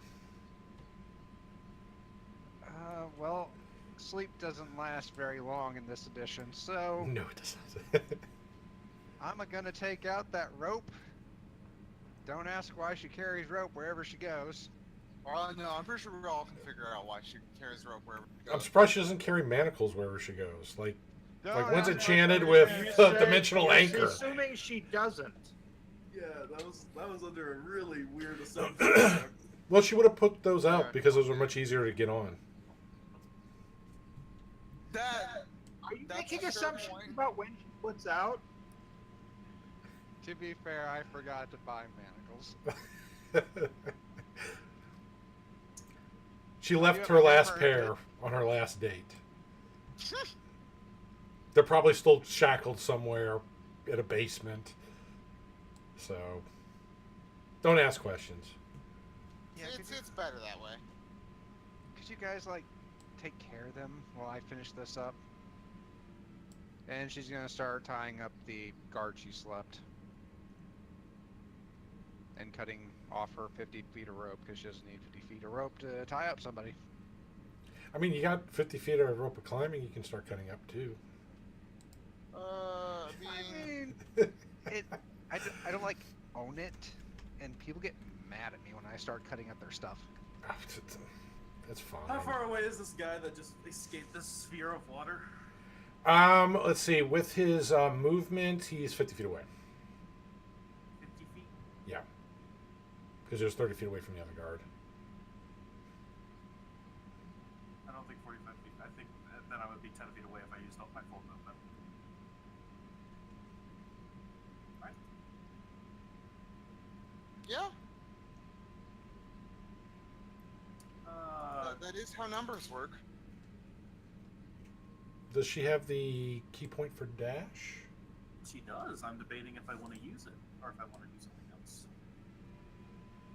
Such as a wand of magic missiles, which I am sitting on full charges. And that will kill the guard and defeat That- the whole purpose of this fiasco. Yeah, I'll burn a key point, I'll dash up, and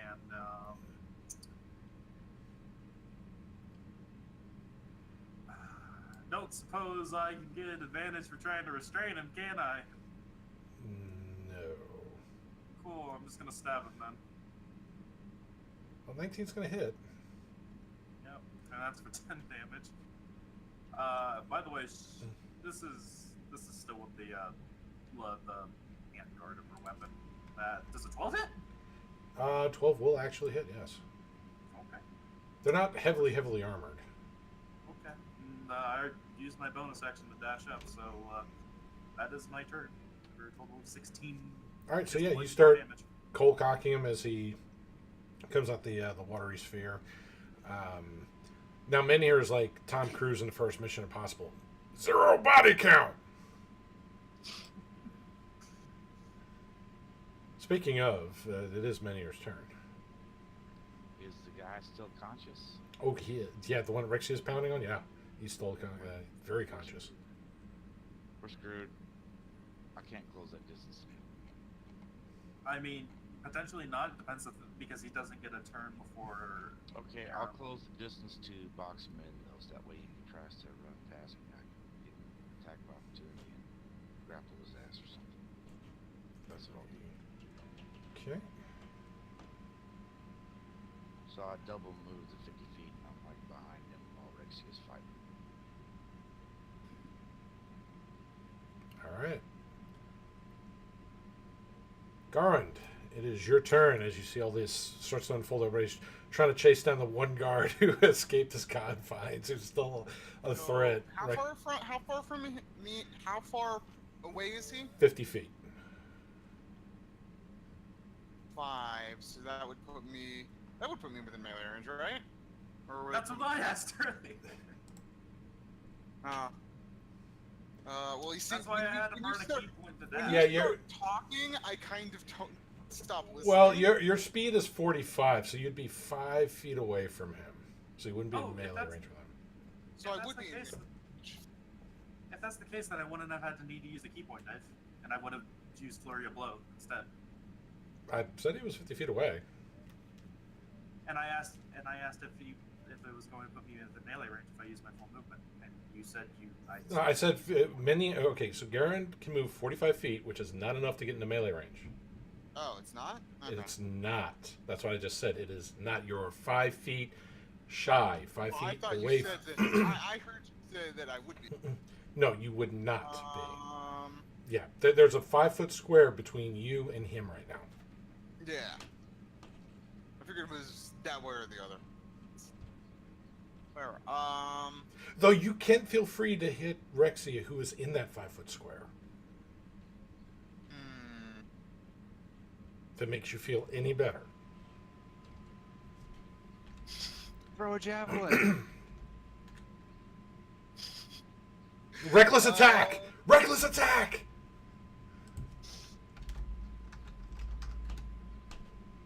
I don't know. I guess I'll just move as close to him as I can get.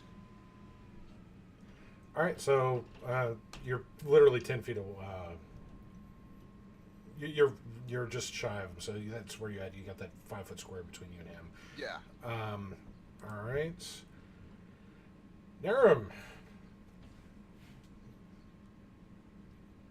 Okay, time to try and drench this guy in water again. All right. DC 17 strength Yeah. check for him. Rolling that here.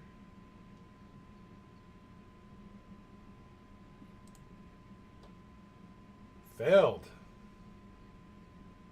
Sweet. Glub.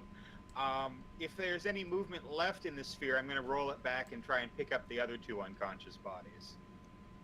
Okay, so you can move it up to 30 feet in a straight line. So you can move it to the other one that is by Wesson.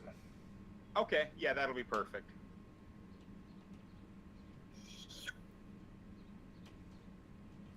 All right.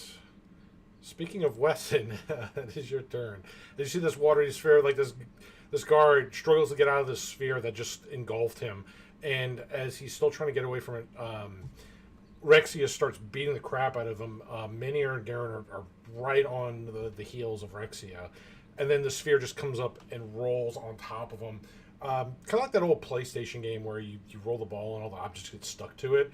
It's kind of like that, only he just goes inside of it. Katamari down. Katamari, yes.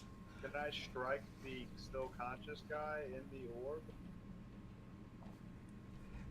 Yeah, I mean, he's considered prone, so you'd have advantage on him for melee.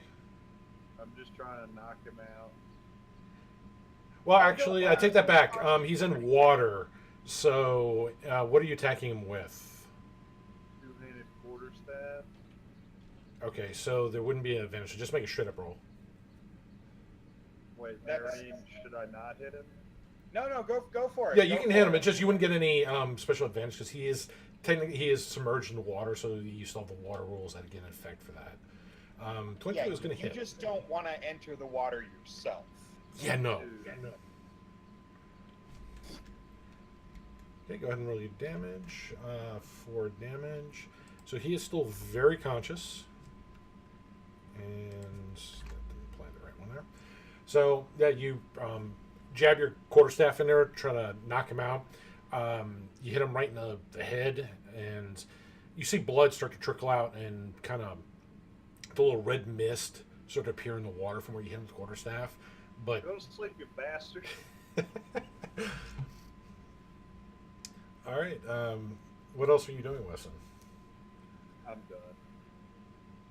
All right, so this will be Duncan's turn. In fact, I should actually, I don't know if I should show that. Yeah, why not?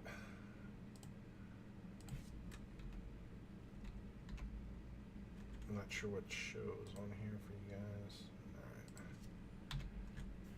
So yeah, Duncan's on the tracker with that. And yeah, it still doesn't show his attack damage. It does for his other stuff, though. Weird. Alright. Let's roll his. Now he is prone, but that doesn't count. Let's roll these 3. Okay, one of them is a nat 20. All right, let's. I'm pretty sure this guard is gonna get knocked the fuck out. Let's. I mean, well, Duncan the Armless Wonder. Let's see. So that's 15 for this one. Let's get the crit.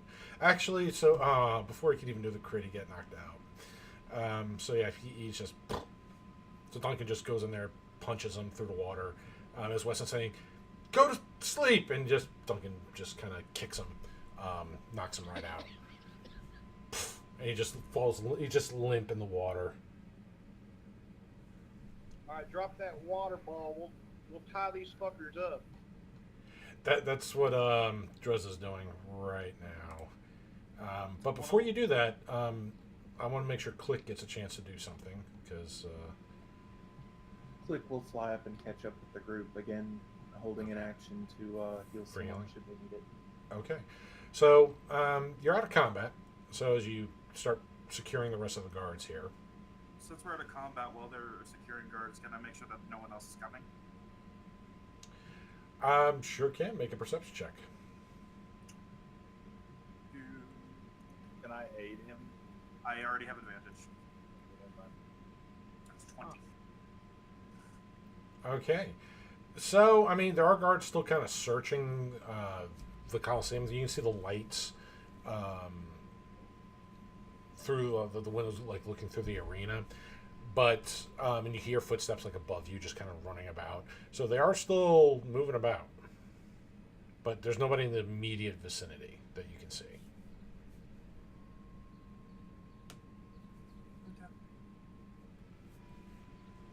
Seem to be safe for now. How's the tying going up? You don't want to know what Dresda's tied them up with and how. But the important question, are any of them roughly her size? I mean, they're considered medium, so I mean, they're between 5.5 to 6 feet. As in, if I were to say strip their uniform, would it fit? I mean, yeah. Very roughly. Alrighty, well, let's put out the disguise kit. You all finish looting. I'm gonna get changed right here. You see Dresda, like, after she ties up some of the guards and like these really elaborate knots, and you kind of question the strategies. You start to see her undoing the guards' pants and tugging the pants, and she just kind of looks at you with this like, "What?" Like, he who controls the pants controls the world. I mean, Benito Mussolini was killed. I mean, Benito Mussolini was killed by his pants. So I'm gonna spend 20 feet of rope and tie up the two guys that were closest to the door. Okay. make sure you gag them as well. So. Is this? We need to pull the bodies inside that door. Yeah, I was actually about to say, Dave, I would like to see if the door is locked by gently pushing on it. Should we like wait till one of the sleeping guys wakes up and try to like question him? They're all locked out. One of them's gonna wake up in about 15 seconds. Yep. Well, in that 15 seconds, can I try to push on the door and see if it's locked? Actually, no. Before I do that, I would like to use my wand of secret on that door. Okay. I'm not used to having this wand, even though it's so useful. Smart girl. Not something you hear me say often. No, I'm going to expend a use of my wand of secrets. Okay, as you pull out the wand and you expend the energies as it seeks out secret doors and traps within 30 feet of you, you do not pick up the very minute, sensitive vibrations that it would put off if it detected either. Okay, and that probably takes about 15 seconds to do. So what has happened with them, with the disguise kit? Well, 26 in the disguise kit. yeah, so she's kind of dressing herself up as one of the guards. Now, you see her like putting on makeup to make her face look less drow and more elven in appearance.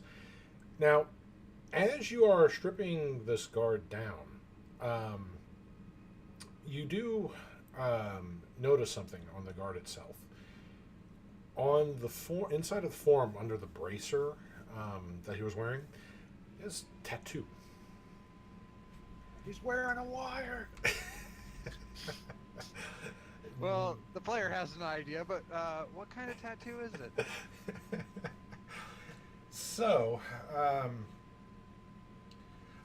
on I the grab my form, journal from the other side of my room. it's showing, the tattoo shows 6 snakes intertwined, forming like an S, and with 3 of the heads forming the top half of the S and the other 3 forming the bottom portion of the S.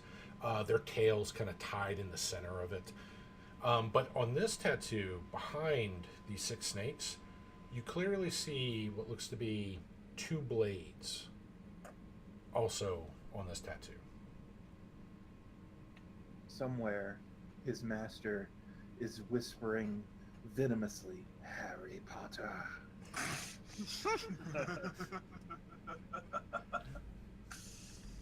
Okay, Leviosa, let's go. Hey, What are these, some kind of snake guys? Anybody know what this means? Does Dresden tell us about this? Yes, please tell us about this. Well, she's pointing it out as she gets dressed and starts breaking out her forgery kit. Wow, Can okay, I- that was a crappy roll. Can I try religion? We know what yeah, this go is. ahead. It's the. Well, he already knows what this is. It's a member of the Six Blades, y'all. Yeah. Well, my guy doesn't know, but Yeah. The new people don't know, but it's the rest of the group does. That This it's is not Dre's. Dave, you say this one's subtly different than the other ones we saw? yes, this one, the one that you saw just had the symbol, just had the S made out of the 6 snakes. This one has that same symbol, but behind the snakes are clearly 2 blades. He's probably a lieutenant or something. That's what I guess that would mean. A And is it a distinction wise idea to marking. keep him alive? Well, don't let none of them see our faces either. It happens so fast, it might not be able to recognize us. I motion to the cloak of protection hood that is currently covering my face. Like, what does it mean? It's a bad group we ran Got into time in the to past. explain. We need to get the hell up out of here. Well, I use first- like divine sense. Ooh. Grab the door. I gotta check. While she uses something. divine sense, I'm gonna try to push on the door and see if it's locked in any way. Okay. As you grab the handles and just kind of press the release mechanisms, it does not appear to be locked. Let's see. Celestial, fiend, or undead within 60. Okay, I gotta test this out here. Hey, Dave. Yes. As part of my my sage background, even if I don't know what the heck it means, I should know where I could try and go to find out about it, right?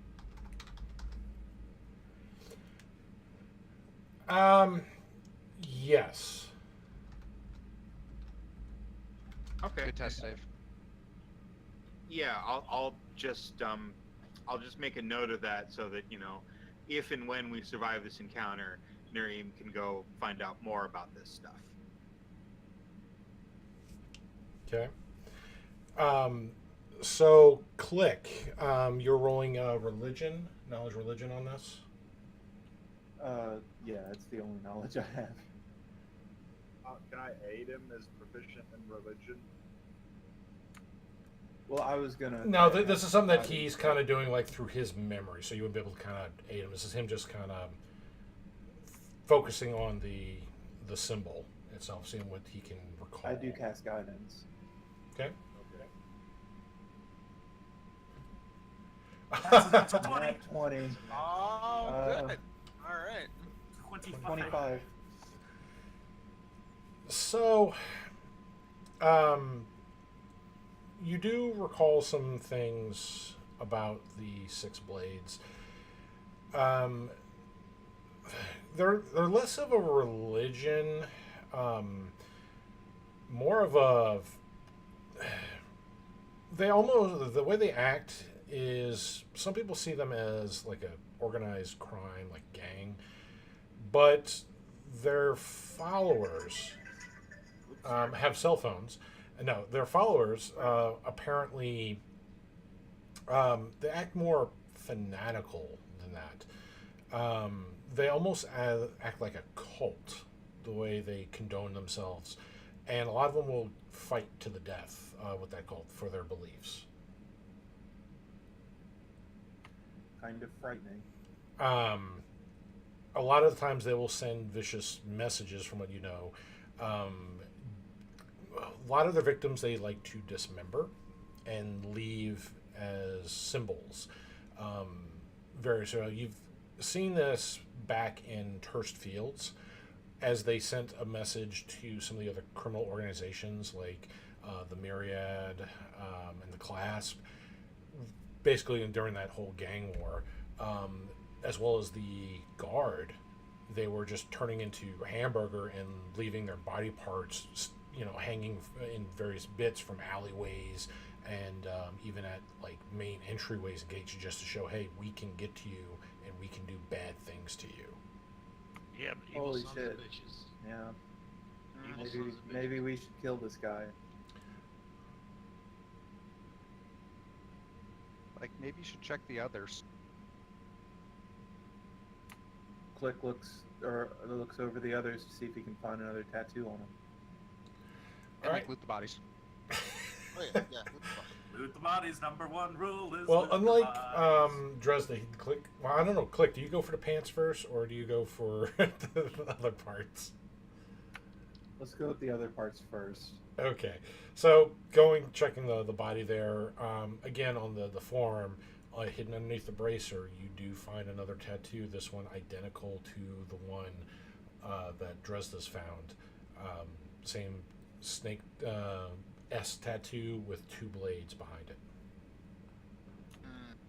Great. This does not bode well. I will loot them. If they all have it, that means every guard here is probably a member of that criminal organization, and we shouldn't feel bad about fucking killing them no more. What happened to zero body count? The second those words leave Menhir's mouth, I'm gonna go up to one. I'm gonna stab it with my rapier. No, damn it! Wait, Crazy I see the murderous intent in your gait, and say, "Stop it! Check for the tattoos first, dumbass." So But you just said. Fine, I it's said, just- if they all got it, that means probably every guard here does too. That's what I'm She- saying. yeah.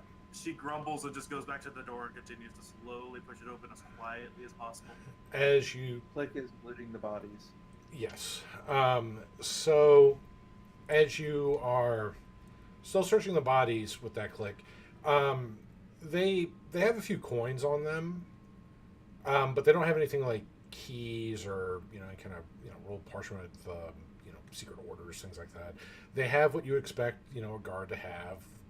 Basic, like some of them will have like a little tobacco in their pocket, or they'll just have like pocket change in their coin purse plus their weaponry that they have. Some of them will have like various little herbs and spices and things. One of the guards there, the one that you particularly found, has like looks like a broken chess piece, like a little pawn that's been kind of broken diagonally on it. Click will pocket the pawn, and I'll pocket the change that they have, but I want it to go into the party loot.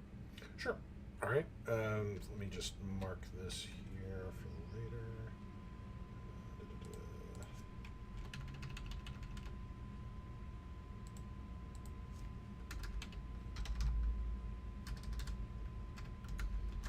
The only thing I'm worried about killing these guards is legal ramifications, because it could ruin us in the city. All right.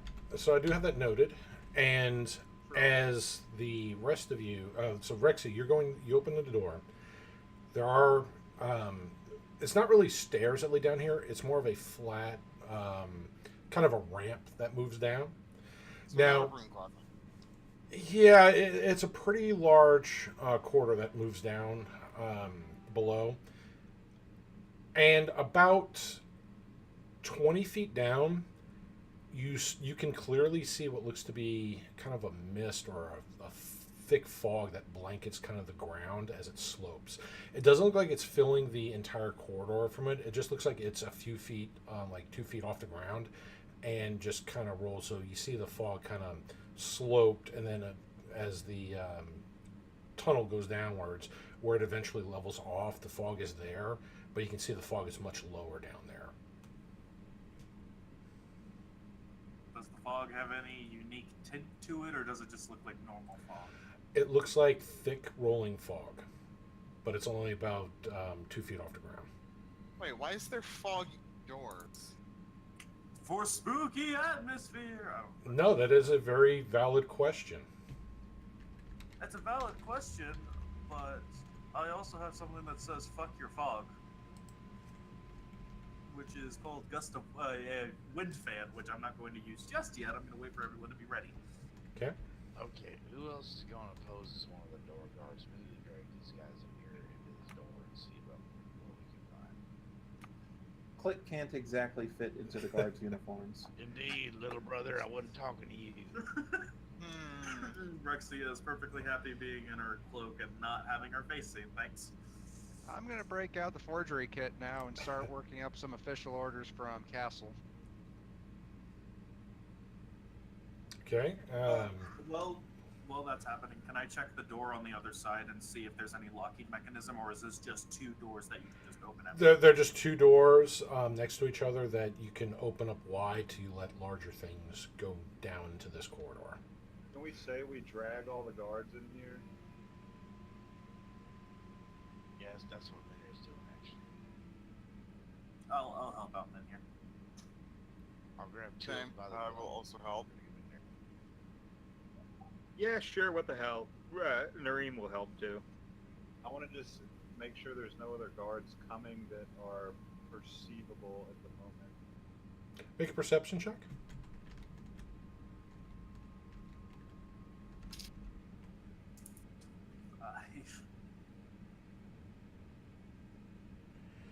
All right, so looking around, you don't notice any guards or anybody else in the hallway but your current crew and the unconscious guards. All right, let's feed these guys to that mist down there and see what happens.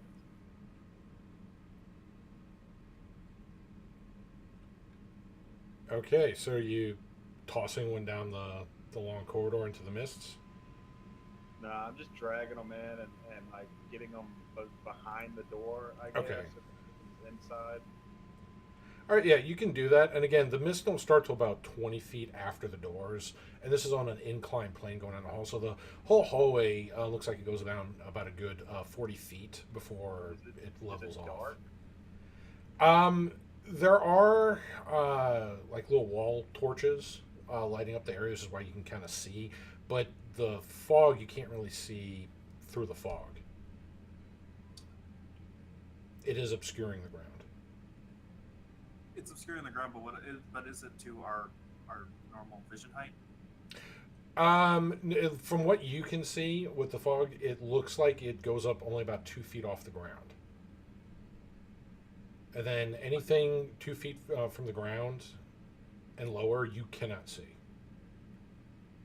So anything from like your knees down, Out like of if you character, in character voice, I apologize in advance, y'all. As I'm gonna wait for people to get inside, but I'm gonna go down to just where. Actually, I'm gonna go down to what I assume is going to be the bottom step. How far into the fog am I? well, I mean, you right now everybody was at the door. If you want to go down into the corridor, into the fog, you most certainly can. That's what I'm doing. I want Okay. to go down to where I believe is the bottom step before it becomes flat. Can we close the door behind us? That would be smart, but I'm waiting for people to come in after us. Are we having people pose as guards? Yeah, Dresda is the only one currently dressed as a guard. She's put makeup on to change herself from a drow elf to a regular high elf, and right now she looks like she's writing something on some parchment. I could stay behind, but I think you'd probably rather have me smashing people. I would like both of my beat sticks smashing people. All right. So, Rexy, you're going through the fog. You start walking. You enter the fog, and it doesn't feel any different. It's not, it's not like it's alive and attacking or anything like that. But It's not poisonous or anything. It's not a gas. no. But as you pass through it, it rolls with your movement, and it seems to reform itself from where you pass through, so it kind of stays thick and dense. You kind of get the feeling that it's something not natural here. The floor still seems like you're walking on that incline. You just walked in 5 feet in the fog. Can I look and see if it's coming from any source at all? It looks like it blankets the floor from wall to wall. And so far, you're not all the way down where you can't even see through the hallway that comes through. You can see about 10 feet of it, which is how you know it levels off, but you're not all the way down where you can see through those tunnels. Who's past the door behind me? All of us. Everyone except for who? 'Cause I know some Drezel. people- Dreza, who's she's forging right now. Okay.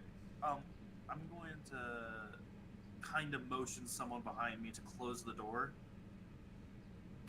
Like flies over and close the door. As quietly as possible. And then I'm going to take out my wind fan and cast Gust of Winds on this fog. Okay. So, let's see. Yeah, for the wind spell. All right. So, as you cast it, the hallway you see starts to clear out in front of you. And it looks like more the ramp goes down into where it levels off, where, again, the floor looks normal. However, as it clears off, you start to see something. It looks like something moving through the fog that goes into a small opening in the wall, which you see is kind of marked in these walls. It looks like almost like pipes, like drain pipes, that are part of the construction, the natural construction of this place. But there was something that you saw that was kind of tinted a little bit green that kind of quickly made its way into this little like 6-inch pipe.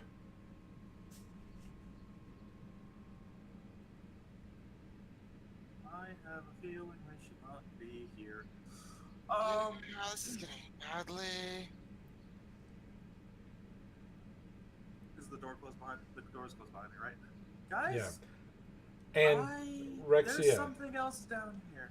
And about after you use the wind fan, like about 10 seconds later, you see the fog start to kind of creep back in. It's 1 minute. Gust of wind is 1 minute. I know. And 10 seconds later, you see the fog start to creep back in. Wait, ignoring the wind effect? Yes. That means it's some pretty powerful magic shit. So the I'm wind going fan to- does the initial clearing, and then something is now powering through that. This is not good. I'm going to jump back out of the fog. Okay, the fog hasn't come back to you. It's still creeping down that hallway, but you see it coming back. I'm going to go ahead and break concentration on Gust of Wind now. And, Okay. Do I think Dispel Magic would work on the fog? I mean, you think dispel magic will work on any magic. It's just, depending on how powerful it is, it's harder to dispel. Can I walk up to the fog and use detect magic? I mean, you can. Okay, I want to do that as part of my racial ability. Yeah, basically Furbolg can smell magic. It's kind of neat. Okay. So, all right, so as you're using your detect magic ability, yes, you are detecting magic from the fog. In fact, you are also detecting magic along some of the walls. You can't see it clearly with it's not like in the fog, but it's like just right through the tunnel at the end of your detect magic. You feel smaller, kind of like if we're a creature, it'd be tiny sized. It's just like these small little pockets of magical concentration along the walls. Out of pure curiosity, I don't know exactly how detect magic works.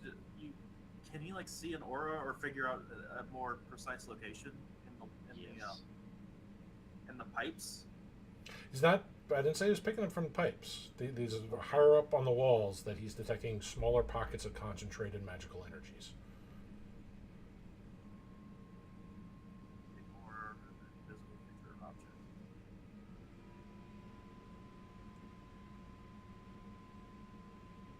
I don't feel safe not having our paladin here. I want someone to go back and grab Dreza, and I'm going to ask someone who's back at the door to do that. Yeah, Nareem is gonna stick his head out and say, Teresa, we need you inside, quickly. Does anybody have levitate, or maybe get on the broom and just? I can levitate. I can fly above levitate. the fog and go to the other side. See if there's a way to turn it off. I can levitate, and I know Click has the broom of flying. Right, now remember, levitation, you get the vertical movement with that. Correct. So it should be someone with the broom of flying. Yes. Guys, I think there's some kind of things pumping in this fog, and they're arcane. Maybe if we could just go above it and get the other side and disable it. Well, there's also some movement in this fog I saw earlier with the initial gust. It dived into, and she's going to point over to one of the pipes where she saw what was it, a green ooze, you said? It was something, it almost looked like a green tentacle, just kind of going into one of these 6-inch pipes. Hey, Dressa, you definitely want to be here. I'm going to point to the pipe. There's this green tentacle-like thing that went into that pipe when the fog dissipated at first. So. Can I use fairy fire on that location? I mean, you can light. I mean, the area is already lit up by torches, but you want to do it for the invisibility effect, I'm assuming. Try to reveal things. Yeah, just if there's any creature there. Sure. It has to fail a dex save of 17, or it becomes illuminated. Okay. And I just don't want Click going down there before we know exactly what's going on. All right. So as you're casting the fairy fire in here, you light up the area with the little orbs of light. It's still just the patches of fog rolling in here that you can see. Nothing else seems to be revealed by the sparkling emotes coming from the fairy fire itself. They're not attaching or revealing anything that you can see right here.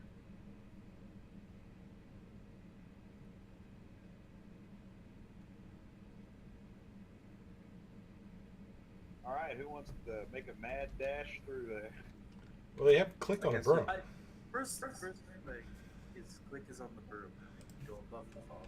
Yes. Okay, wait. As he's doing that, Nareem is going to create a bonfire at the mouths of the two pipes. Well, you can't see the pipes on the fog right now. It's Okay, well, I'm completely going to obscured. ask Rexia approximately where they were, and they'll just kind of put it in the general vicinity of the pipe. I'll point out where I saw the two pipes. Okay. Whoosh. All right. So, Was that as your fire sound effect? That was awesome. Whoosh. Whoosh. yeah. That's cool. So, as you light up that area there with flame, you see the light intense underneath the fog with it, but you don't hear any screaming or any creatures yelling in pain.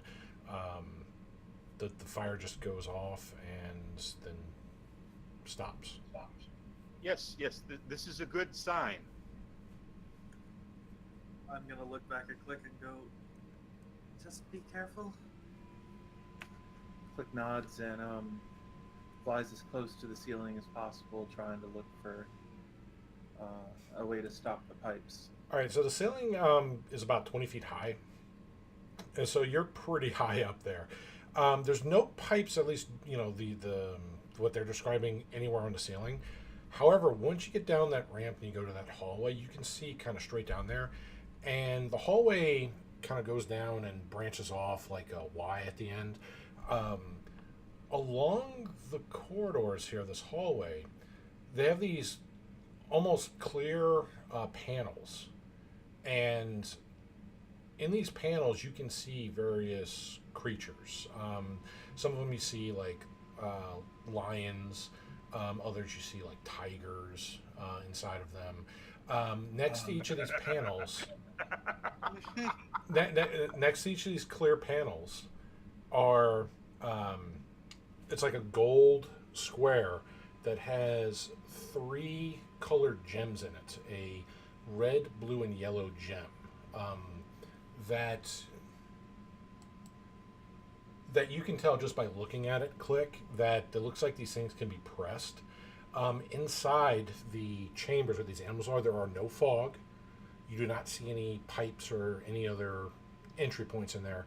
However, what's really weird is the interior of these cages are not made out of the same stone that the rest of the Colosseum is made to. It seems like they're made of almost like a brass, and the bottom looks like to be a solid sheet of some kind of dull grayish metal.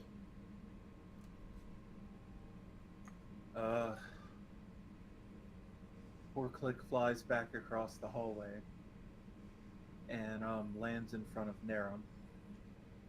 Narum is smart, yes, knows magic. I know magic, and I would like to believe I am smart. What is going on? Click hands Narum the broom and points down the hallway. Crystal buttons. Bunch of animals. Might stop fog. Might open cages. Thank you. I will go and see what I can discover. Say Excelsior. Wood shavings. Very well. Excelsior. And as you say Excelsior, the broom begins to levitate. Neat. Nareem will fly over and see if he can see the stuff that Click was describing. As you ascend through the hallway, yes, you see that. You see these panes of some kind of clear. It's not glass, but it's some kind of opaque obstruction that separates the hallway from the animals into these weird chambers that Click was describing. And the animals can see you. In fact, like the lion looks like it's trying to roar at your direction, but you can't hear it. Remarkable. But you see the panels that was being described. These little gold panels about 8 inches by 8 inches, little square, with 3 kind of crystal buttons, a red, yellow, and blue button.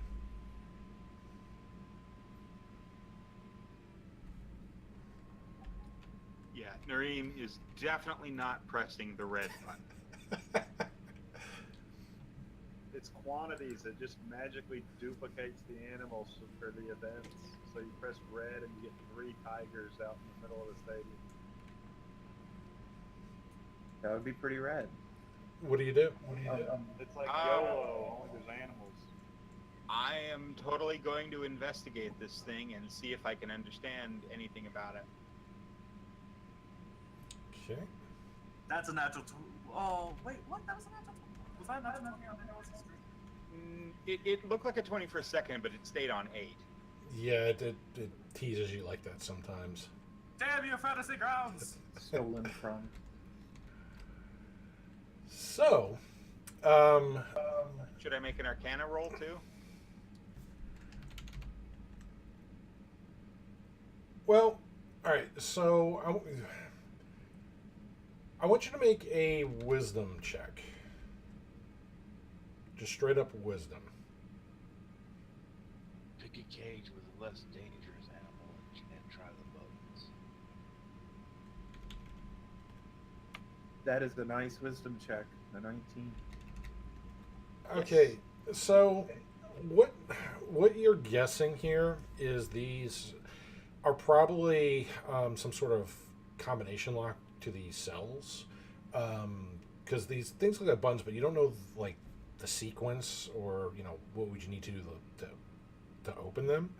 But that's what it appears like. It's some sort of lock to these chambers.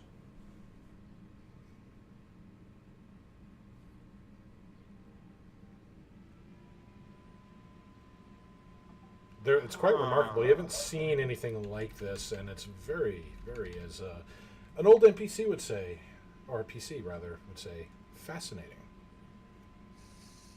I want to scream down into the corridor. Y'all see that elephant down there that we're looking for? Do I see Gorda or something that could be as large as Gorda? No, you don't see Gorda here, but the cell doors for these things could easily house something close to 20 feet in height. These things can hold some pretty large creatures. Yeah, I'm not even sure what skill I would want to roll to try and do this. Would it be sleight of hand since it's technically a lock, or would it be insight because it's a cipher? Well, it's more of 3 gems, so you're not sure what. I mean, there's quite a few possibilities on what it could be with sequences and combinations, but you need to kind of interact more with it to kind of see what's going on with it. Yeah, Nuriem's going to look through the animals and try and find something that doesn't look like it would be particularly dangerous if it gets released into the hallway with me. Okay, so not a lion. So not a lion, not a tiger. No, not a a group of lion. flying, so. So not a flying lion. Yeah, but keep in mind, if it decides it could run off and show up with you guys, then it would be running out of the mist at you. And most of you aren't flying. Okay, so as Most you of us can very easily defend ourselves. So as you continue on the hallway to look at other chamber contents, the hallway that you're in still has some more creatures in there. The ones further, like they have, looks like a pair of 4-armed gorillas in there. Another one across from that seems to have some kind of a large multi-legged panther with tendrils that have like Okay, piercers on no. them. Just no. Don't open that one. Now the tunnel does split like a Y at the end. Do you want to keep going and looking for more critters to the left or the right? No, I'm going to go back and try my luck with the lion.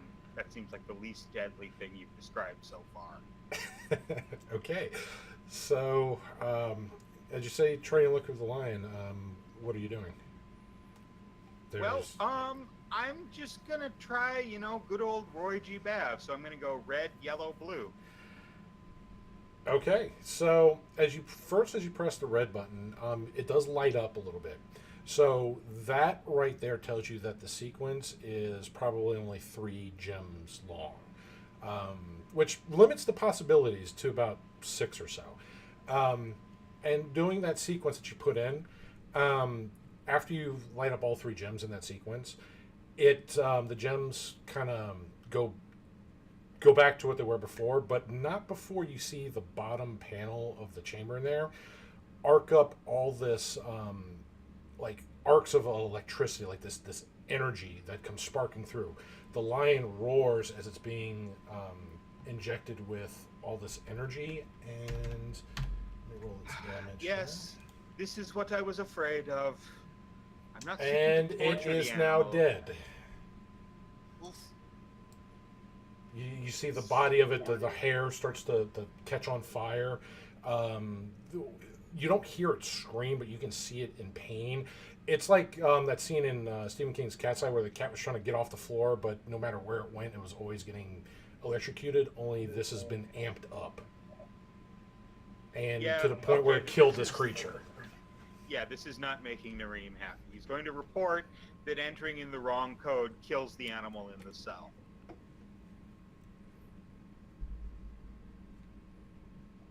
All right, I'm going to move on to the next room, or the next chamber. And I will say a small prayer to the Forge God that maybe I don't end up slaughtering every animal in here. Okay, so, all right.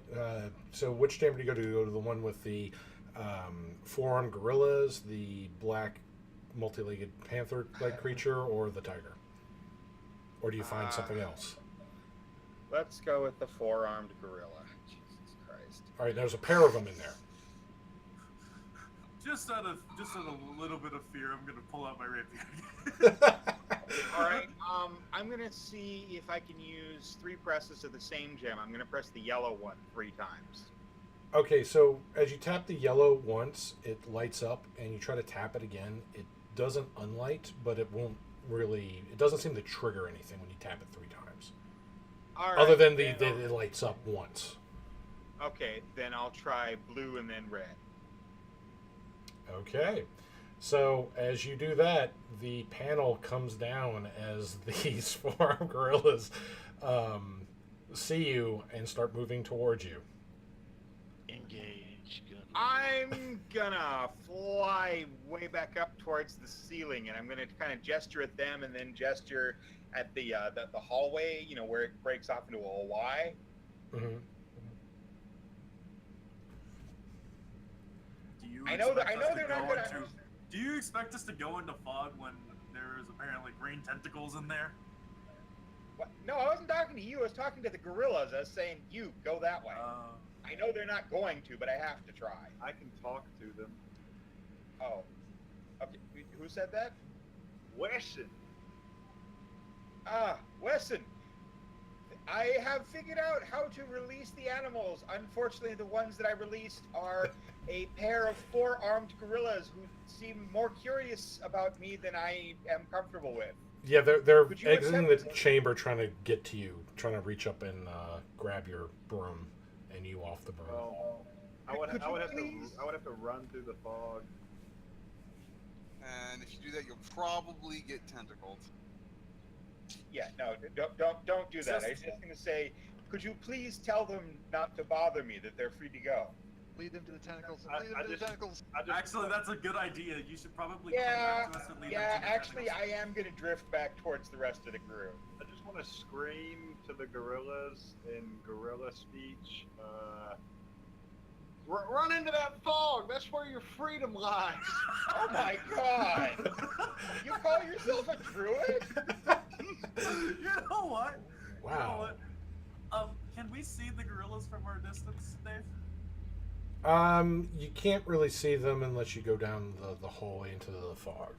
I'm gonna wait for them to get closer from Narum coming closer before I do anything then. Now, make a persuasion check for... Actually, let's say, make persuasion or deception. I'll let you choose which to convince the primates.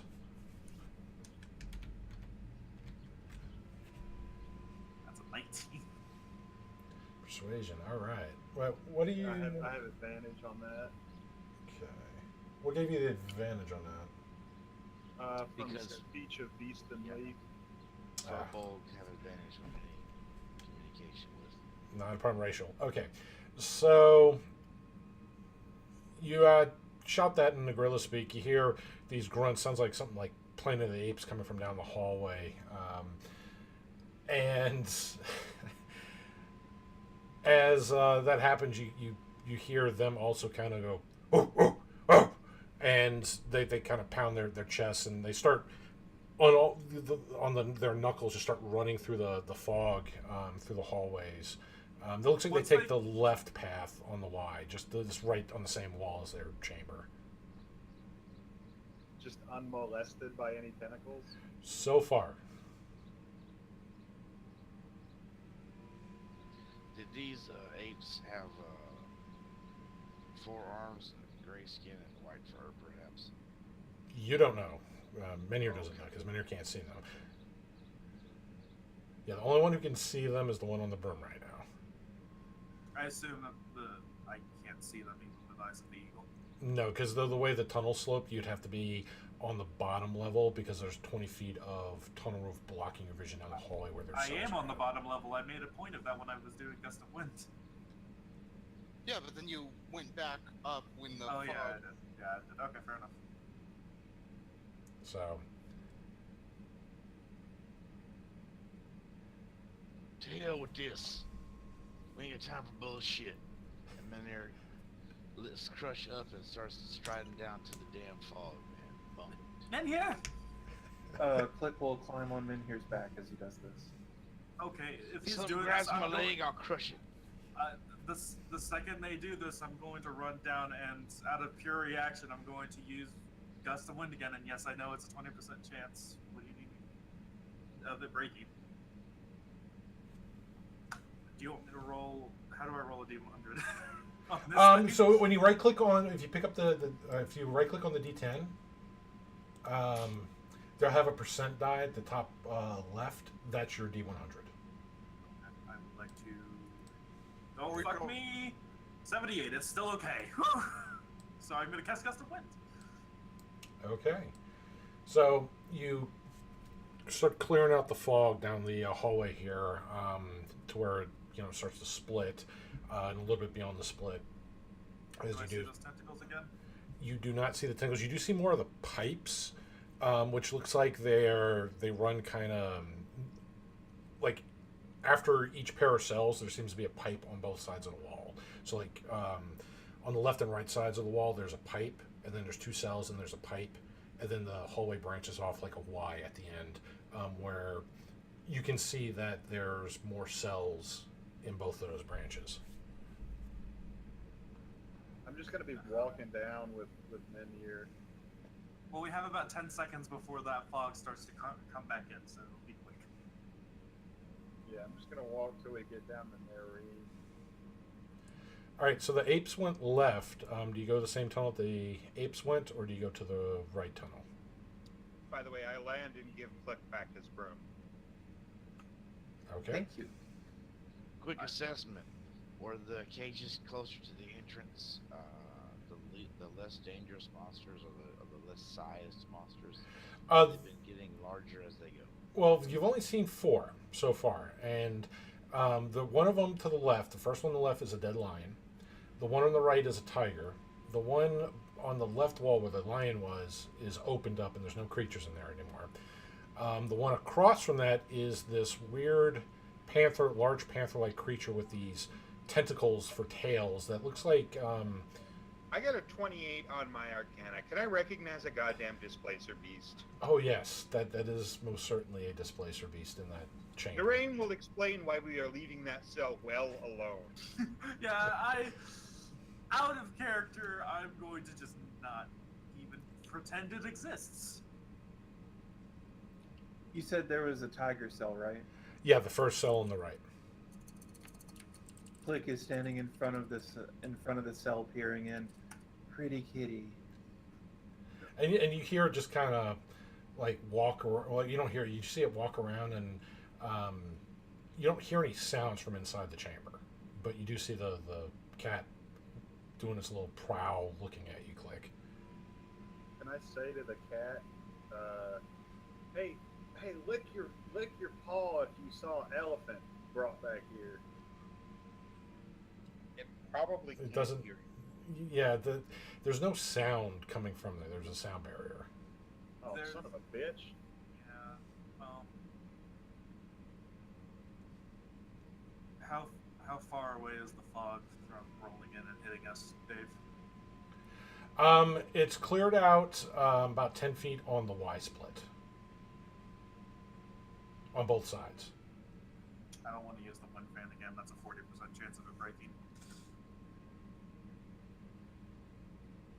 So you got left split and right split. The left split is where the pair of 4-armed primates went down. Let's follow the primates. Yeah, that's for my vote too. I'd say left. Better than being ambushed from behind, I suppose. Okay. Yeah, they're smart. They know where they're going. So they've run down this hall. And this hall, as it goes down, you see it kind of splits off now like an H. So there's 2 cells, and there's an intersecting hallway, and then there's and 2 cells on both sides, and there's an intersecting hallway, and then 2 more cells, and the hallway has another intersection, and there's a cell at the end of that hall that you can see. Dave, Mhm. once we're a decent way down the left path, I want to take out my lantern, revealing it lighted. Okay. So, as you are, Anything invisible nearby? as you're going through the hall with the lantern of revealing, it doesn't show anything, lurking about in the hallway that you can't see. You do see in that left hallway there, the first couple cells there. The first cell looks like it has a creature that you've heard about. It has all the resemblance of something called a minotaur. Very large. Doesn't have any weaponry. Just has a kind of a loincloth.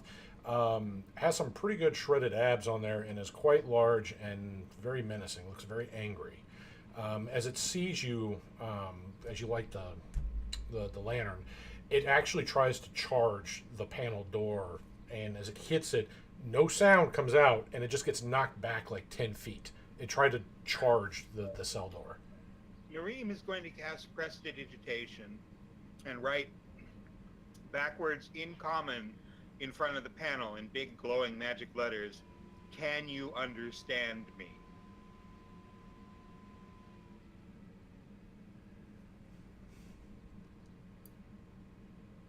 And you see it, let's see.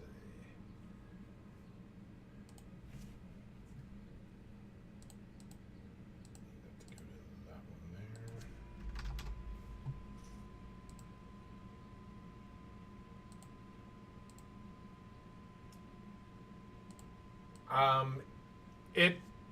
It looks at the lettering that you create, but it just kind of just snorts and then charges the pain again. Okay. No. He had his chance. Too bad.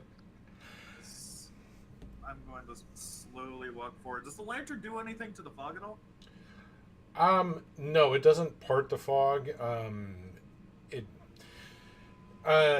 So going through the fog, going through the tunnels, so far it has not revealed anything to you. Now the other cell adjacent from that, right across from that, in this cell, you see a large four-legged creature that has wings. It has a very large barbed tail, and it looks like the head of a bearded man. This place is dangerous as hell. Good God. Narum, you think that creature may be a manticore? Open the door. I was about to say, is its baby anywhere nearby? Are there any goblins nearby? Wait, what? I'm a horrible person. He's making a Critical Role reference. I am. All right. Well, we do need to test to make sure that sequence actually works on all the doors. So look at the others and say, "Do you want me to try and open it?" Not on that one. Now there's still more. There's still 2, 4, 7 more cells in this hallway that you can see. I'm going to go down to the next cell, hold up my lantern, and see what's inside. Okay, so in this first block of cells, the second cell on your left, as you peer inside, appears to be a pair of very large black scorpions. And by large, I'm talking about 10-foot scorpions. Giant scorpions, Zorexia at them. We're going to take a step back from that. And we're going to go to the cell to the other side. Not going to say a damn thing. Not saying a damn thing. Going to the other side. What's on the other side? Okay, so across from that on the other side, You see what appears to be a small group of these hunched over gray-skinned creatures with elongated jaws and very elongated fingers that have dried blood on them. Their eyes are kind of black, like murky black pools, and they're just kind of, they're all huddled kind of in the center of the chamber. They're just kind of craning their heads around and looking about. Nope. Nope. Nope. Nope. Nope. Nope, Nope. nope, nope, nope, nope, nope. This is one big hall of no. It's what this is. So, you continue on to the next cell block? Yeah, I'm gonna keep going. Okay. So, Keep shining my lantern around in the fog even though it's not doing anything. alright. By the way, Nareem is following pretty close behind her. That's fine. As That's you- fine. You just hear her be dead silent. As you Completely silent. as you go off into the next group there, the next group of cells there, the first cell to your left has a very large humanoid inside. This humanoid looks like it's easily about 14 feet. Very stocky. It's got a little belly paunch kind of hanging out of these furs from all these different animals that it look like they made, and they're kind of tattered. The head is bald and shaved. There's like little tattoos on it. The arms are a little longer than a normal human proportions, but the forearms and hands are much larger than what you normally would think for proportions for a creature, like a man. So the hands and the forearms almost like Popeye. Look, guys, it's one of them forearm golems. No, this is flesh. This is a large, like a 14-foot tattooed, bald, stocky being. I'm Yeah, going I have I'm 8 going intelligence. I'm going to rapidly wave my lantern around trying to get its attention. And it follows your movement, and you see its eyes just kind of narrow, and it looks like it makes just like a noise, but you can't hear it. I'm gonna look back at you, Narim, and go, "Can you do that thing again with the glowing letters? I'm not big on magic. I don't know exactly what that is." Yes. I'll try it again. I'll try writing hello in common. Hey, hold on. I want to write in giant in my journal, hello, do you want out? Show it to Nareem so that he can write in giant on the glass. I will attempt to recreate the letters. Okay. As you do so with that, it stares at the lettering for a moment. And after looks at you, and you just see it nod. I want to write in the journal, show to Nareem, will you hurt us, ? And then get him to write that. Okay. I really don't know what I'm writing at this point, so I just go ahead and put up what he wrote. Even though personally I would not have phrased it that way.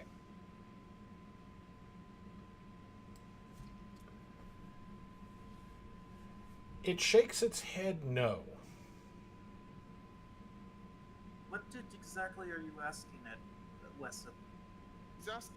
I said, do you want out? And then I said, will you hurt us? And he said yes to the first and no to the second. But might be conning us. I mean, this is our best chance of figuring out something. If we get him out, I can talk to him. Nareem will put his hand up to the panel and look at the others.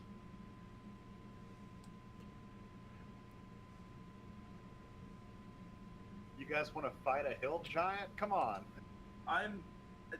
We could easily fight a hill giant. Yeah, we're I'm not- way out. I'm not too worried about that. It's, Don't I'm send going to. everybody until it hits someone the first time. Anyway, Until it Yeah. 3 strikes you for Yeah, fucking exactly. 80. that's right. I'm going to. Is there a way I can step off just to the side to where I'm out of view for this Goliath being? I mean, yeah, you can step off to the side. There's only one wall that's transparent for those chambers. Okay, I'm going, as I do that, I'm going to I'm going to actually pull out my rapier and get ready, just in case something were to go wrong. Anybody got any meat? And Since you're talking to him, as you pull back, Rexia, like you pull out your weapon and just kind of step off a little bit to the side, the chamber right across from it, you catch some movement with your perception, and you didn't see it before, but you see this massive creature in this other chamber. This is another winged creature, and this one looks like it has 3 heads on it, that of a lion, a dragon, and a goat. Oh, Now boy. this Oh, it's a creature, chimera!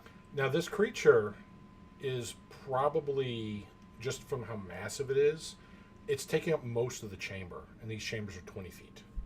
We're not fucking touching that. Yeah, You let see me- it. let me- You let me- see it breathing fire from the dragon's mouth at the transparent plane.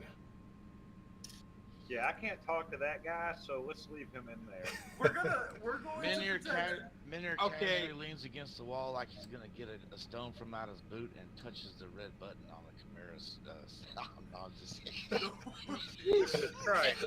Okay, before anybody does anything else crazy, I'm gonna go ahead and do the yellow, blue, red sequence on this panel. Hold on, wait. Does anybody have any meat? I want something to give to him when he comes out as a I olive would- branch. I mean, giving him his freedom, that's kind of a pretty decent olive branch. I'm sure that my trail rations have some jerky. I'll hand it to Wesson so he can give it to me. Yeah, I'll do the same. I'll give you the meats for my rations. All right, so I get a couple good berries and some rations, some dried meats, and Hold on, listen, you were communicating with him by him writing on the glass. In a Yeah. language I don't understand. Ask him if he's seen the elephant before we let him out. Okay.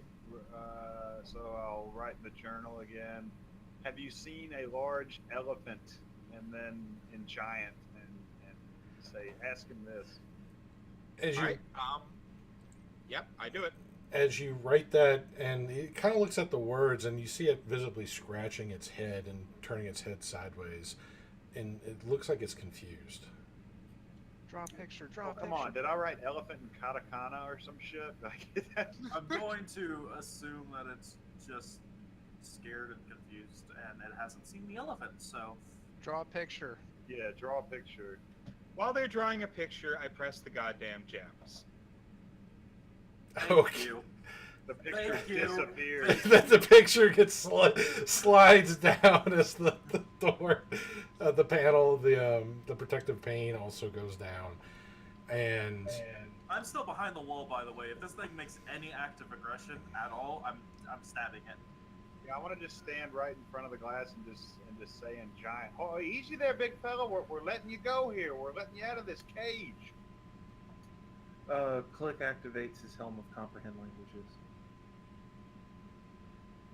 okay. All right. So he steps out, and as he walks, you can hear him walk with each weighted footsteps, thump, thump, thump, and he comes out. He steps right past you, just into the hall, and just starts Holding out the food. kind of looks around. You're holding out the food. He takes the food and just like shoves it in his mouth. It's like eating a handful of small trail rations to him. It's like a little bit of snack mix. It's all we have. You need your protein, big boy. You've been in there for God knows how long. Two M&Ms and a pretzel. To Thank be you. fair, Wesson also gave him good berries. So, and you can see that this giant, that from the marks of him, he's probably either been in the arena or been tortured, just from all the scarring that's upon it. Oh, poor fella.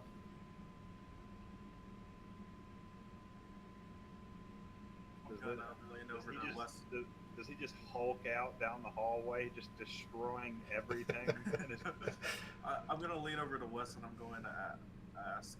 Do you think you can ask it if it knows anything else that is here that's sentient enough to be set free and not kill us? I'll ask him. Hey, you got any friends in here? Should we? Who put you in here anyway? Were you captured?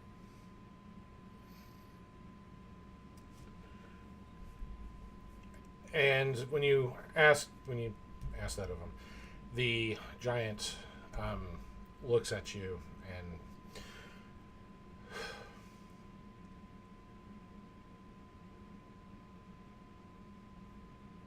traveled in box, chained, taken from home. Small pink man throw me in cage. Okay, guys, we can't just send this guy wandering off through the city. We got to help him get out. Well, I'm gonna say to him in giant, look, we're after that same pink man, and we're gonna make him pay for what he did to you. Do you want to help us?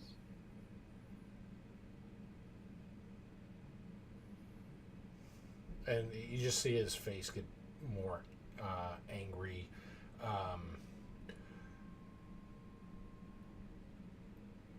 Where pink man?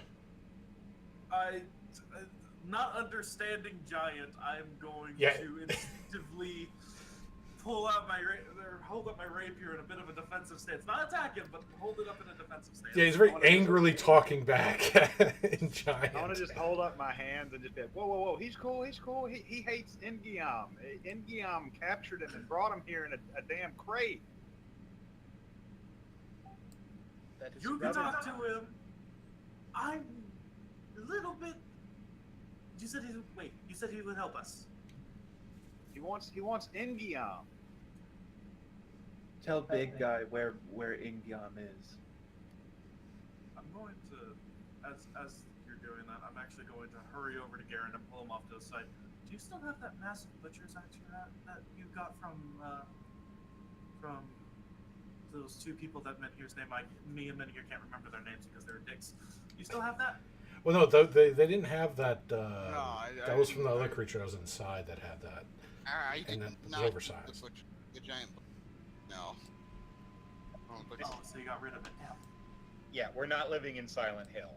It was Well, that was an actual weapon that we picked up. It was a weapon. Fromar, the half ogre bartender, had Yep. a large blooper. I want to say to the giant, we're looking for a large tusked animal with a long snout. It's my friend's here. It's his beast of burden, and we're trying to break it out of here. It looks like a shaved mammoth. I'm really thankful that Weston is speaking in giant, because I'm pretty sure Menhir would have had some words with him right there. I'm trying to think of what the giant would understand. Like, would he understand a mount, or would he understand like a pet, or what? He points down the other end of the hallway to one of the cells that you haven't gone to yet. Fuck yeah, boys! The second he does that, I'm going to grab Menhir, grab my lantern, and I'm dragging him down with me. Okay. I can just hear the scraping noise that Menhir's feet make on the ground. I want to say to the giant, look, it's nighttime and there's a lot of guys creeping around here, and if they find us, they're gonna try to kill us all. So let's just get this elephant, then we're gonna get out of here. All right, we'll take you with us. So, continuing down the last three cells there, the two cells adjacent from each other, there's, on the left cell, there looks to be a large cobra, probably as it kind of rears up. Looks like it's about, as it rears up, it's still coiled about the room, but just it standing up is about 15 foot from the ground. It's a very dark green with a light yellowish scaled kind of underbelly, and as it sees you, it belches forth this big cone of fire at the transparent plane. So what you're saying is there's a giant neon sign that says no in front of the door. It's the biggest nope rope that you have ever seen in your life. I see the snake. I don't give a fuck. Where is this thing that this giant pointed to? Because I can't understand it, but I saw it point to something. The other end of the hall there, that the last couple cells here, the one that's in the center of the hallway here, as you get closer to it, you can see kind of huddled in the back corner, Gorda, just like laying down, looking heartbroken. Aww. Damn it! There, Kill these sons of bitches! There, I need you here now. And she's yelling. Okay, At Naram walks over, and without even time to think about, what some bastard could have done by, messing with door controls or something, I'm just gonna go yellow, blue, red. I'm not even gonna think about the chance that this could be trapped. Oh my god. That's an oddly specific trap. What if it kills Gorda though? That would really You suck. know what, Dave? Actually, before you do that, Dave. Then I die. While he's walking over, can I use the final charge of my wand of secrets? Sure can. Okay, that's Where's charge the number giant 3 of the go? day. All Should I right. leave? No, the giant is with. Giant's Wesley still right in now. the hallway We're with you. I dragged you down with me to get Gorda. Yeah, he dragged you at the other end of the hallway. You're seeing these other creatures where, as you walked by, this giant 15-foot high green cobra just belched out a cone of fire at a pane of glass. And we said no to that, and we went to Gorda. Final charge of the wand of secrets. Any pulse, anything at all? Traps?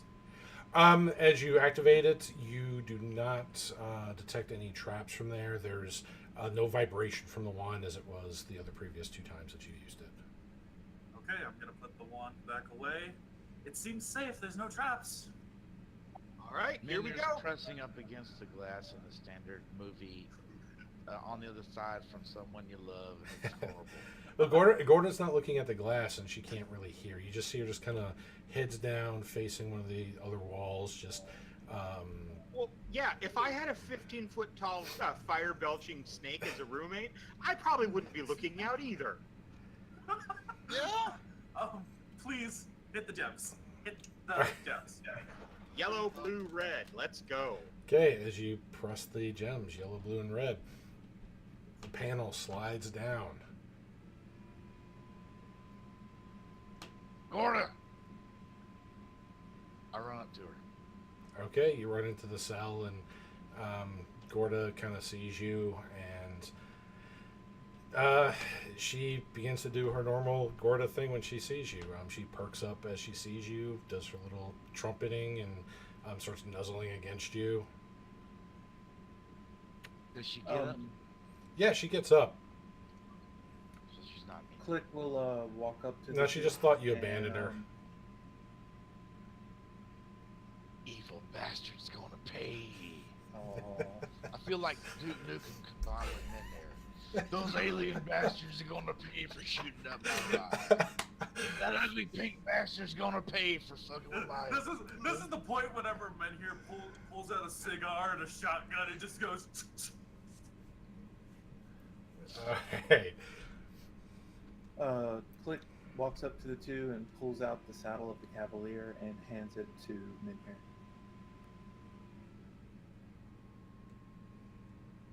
Thank you, sir. So she seems in good health, right? Hey, Winston, give me one of them berries. Alrighty. So I give him one. I'll feed her the berry. Okay. You feed her the berry, and she takes it, and again, she's very happy. Cool, now she's full. I hope you realize, Menhir, that now that we've stealthed in and got your elephant, getting out is going to be the fun part. No, it ain't. You tell that giant dude out there to go out before us. He'll be our escape distraction. It's perfect. And what if they Yes. catch him again? Yeah, that's not... No. No, we didn't let him out just so that he could get captured and then tortured because he got out and they don't want him to try again. We're getting him out of here. If only you had a guard lieutenant to open the door for you. Give Giant what he wants. Give him Ingion's location. The casino? You know what? Fuck it. Yeah, we just found out that, you know, there's snake cultists manning the Colosseum. Why not just bust into the casino?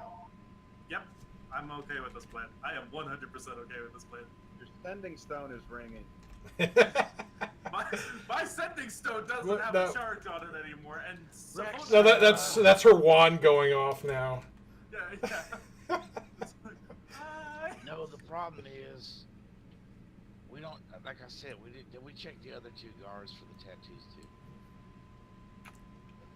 Yeah, they both had the tattoos. So all 4 of them had that. Mm-hmm. The same pattern, Alright, same well, tattoos. if they all 4 have it, I'm looking at everybody. If they all 4 had it, stand to reason that they all do, right? Is that a good assumption, everybody? That's I fair am assumption. comfortable. Then I don't feel bad about crushing their fucking heads. Those are words I love to hear from you men here. We need to get out of this arena, but we can bust out if you want to, and just kill all the guards that come against us. But see, once we get out of the arena, then the guards might be normal city guards. Once we get out of the arena, ignore all the city guards. Let's just head to the casino. I'm going to walk over to Click, and I'm going to say, I have an idea for a way to possibly distract any of the guards that are not directly in our path. Once the rest of you are safely out and through the door, if you leave me your broom, I can release a few of the animals and attempt to escape in front of them. Okay. I have official orders right here from the shield to let this elephant go. Bringing it back to castle. But Dreza, that's useful, and we can use that. But what about this hill giant who we're trying to set free as well? I'll just put him in a postscript at the bottom. Okay, fair enough. And how are you going to describe the fact that in about an hour or so, once the elephant is released, it's going to smash into a casino? Hold But on. I don't here. particularly Hold care on. what happens at that point, now do I? Hold on a second. We could take what we know to the castle with the true shield guards who aren't tattooed. We know, of course. How do we know that they're not corrupt as well? But we're gonna say, hey, let me see your arm, man. You got a freaking snake tattoo on there? I don't know. Shit. If these people are corrupt, and there's a corrupt man in the official position. Yeah, it's called the damn anointed or ugly pink bastard. Then let's just deal with the ugly pink bastard. Now hold on, Dave. That's a good point of clarification. Mhm. Are the guards for the arena a separate force in livery and makeup than the guards for the shield? They look then dressed in the same garb. So they look like shield guards. Yep. Well, The only thing different that you found on them is underneath, hidden under their arm bracers, is those here. tattoos. everybody's gonna feel. Look here, y'all. We can't assume that every single shield guard here has one of them tattoos. Not in the entire city, I'm saying. So the ones at Castle probably don't, unless the entire place is corrupt, and then it don't matter what we do.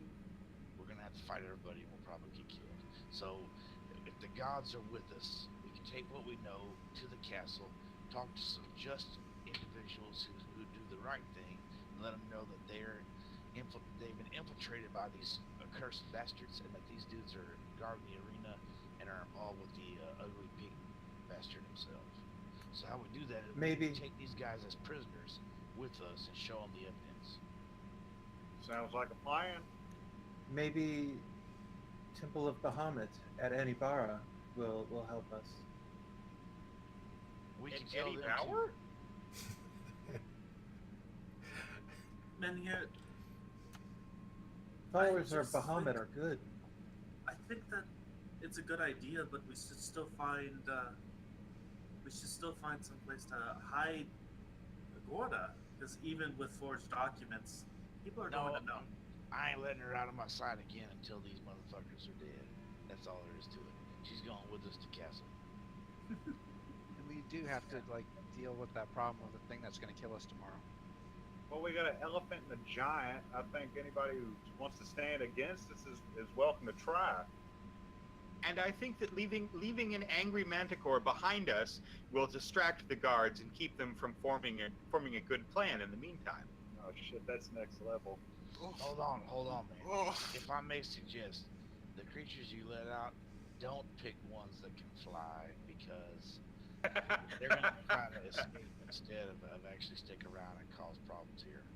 That is an excellent point. Perhaps I will stick with the fire-breathing snake. Dude. I don't even want to know. We should leave. Yes, we have a Gorda. Our goal is complete. We need to get out. And on the way out, maybe deal with those four Alright. troublesome Did she have guards. any of her stuff, or was she naked, Dave? They left She was all her bare. gear at the end, right? Okay. All right. Well, now she got a saddle. The click gave her. Thanks for the present, dear. I'm sure she appreciates it. All right. So, Let's all leave. How we gonna do this, man? How we gonna do it? We can't sneak the giant out of here, or Gorda for that matter. Weston, Yeah. you said you're a druid, right? And again, she doesn't know magic very well, so she doesn't know what you are. That's right. I don't know. Can you change it to something bigger than a bat? Well, I can tomorrow, but I'm kind of spent for the day. Oh. I was thinking that maybe it would be possible for you to change into something like maybe not as big as our friend here, and she's gonna point to a giant, but something that could definitely cause some trouble for the rest of us to get out. Hold on a second. Who knows about the pecking order of these kinds of creatures? Here's an idea. We open a cage on something that would be afraid of our giant friend here, and he can herd it out the entrance. And that thing starts the distraction. We sneak out with him out the gates while everyone's paying attention to whatever they're having a fight with. And then after that, the ring comes behind us and releases more stuff. That way there'd be two distractions. One, to get the giant out the arena, and then the second one to cover our full escape. I want to just say to the giant, do you know magic? I don't know shit about magic, that's why I'm asking. No, I can maybe, if the giant is willing, I can make him invisible. you can see that the giant's kind of growing impatient. As you guys are all talking in languages he doesn't understand, you see him just getting kind of madder and stomping around. He's looking about the hallways. He's starting to kind of meander about. Okay, so we forget the invisibility part. Tell him he's gonna herd a scary animal out in front, and then we're gonna bust out of here and go find stupid pink man. A short sword to a giant is like a dagger, isn't it? More like a butter knife? It's like a dart. No, it's like More a like a toothpick. pick? Fair enough. It's like a toothpick. A very aggressive toothpick. I'm gonna just immediately charm monster on the giant. That might not be good. Let's not do that. No. No, seriously, let's- he's still more inclined to help us than to attack us out of spite. Just Yeah, let him right. know that, He's about to go that he's wild. gonna send it. He's gonna send a monster out to run into the guards, and then we're gonna go free, and he's gonna get to do what he wants to do. He's just annoyed because he's feeling left out. And he feels like we're sitting here going blah blah blah. So let's just move. Let's just go. All right. Well, I just want to say to him in giant. All right, buddy, come on. We're getting out of here. Could you just chill out? Chill out. I'm gonna go ahead and take lead for this with Garen actually pull Garen with me because I want my meat shield. So what would be a good skill roll to figure out a monster that would be afraid of a hill giant? Well, considering the things that you've found there, you roll a knowledge arcana and a knowledge nature, because some of them are more categorized by the other there. Holy fucking shit! That Wow. was a natural 20 on Okay, nature. yeah. Big surprise. Weston knows every fucking thing about the nature. I sense a little bit of spite there. So, No. all right. So, in terms of the ones that are more of less of the magical creations or creatures from other planes, and more of just monstrous entities that could be from nature being warped, or just beings, creatures of nature themselves, like the tiger and so forth. Out of what you've seen thus far, they all have a chance where they could be aggressive to the giant, though your best bets was going to be either the primates, who already ran off down the hallway somewhere, and the tiger. The other ones will most likely be aggressive and might take their chance if the giant gets in its way. Fuck it. Tiger sounds awesome. I make sure they know that the sequence to open the door is yellow, blue, red. Okay. So am I giving Nara my broom? I don't know. Are you? You had asked for it. He said he gave it back to you though. Once you joined up with Okay. Oh, no, it was after that. I think you still. Do you have need it. the broom or not? Just yes or no. Yes, I would like it, because after you group chase the tiger out and start to make your escape, once the door is closed, I will begin releasing a few of the more aggressive creatures that cannot fly, and then I will try to get out from here without them eating me. That's what I thought. Click gives you the broom. While they're all debating this, can I walk up the stairs with Garrett's, or go down the hallway to the stairs, because I don't know if you're Yeah. going to try anything? Yeah, so moving back through the fogs, going towards the hall that slopes upward.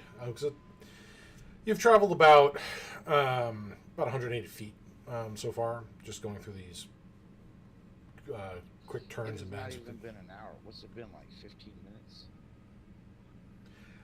Closer to 30 with everything that you guys have been doing and discussing.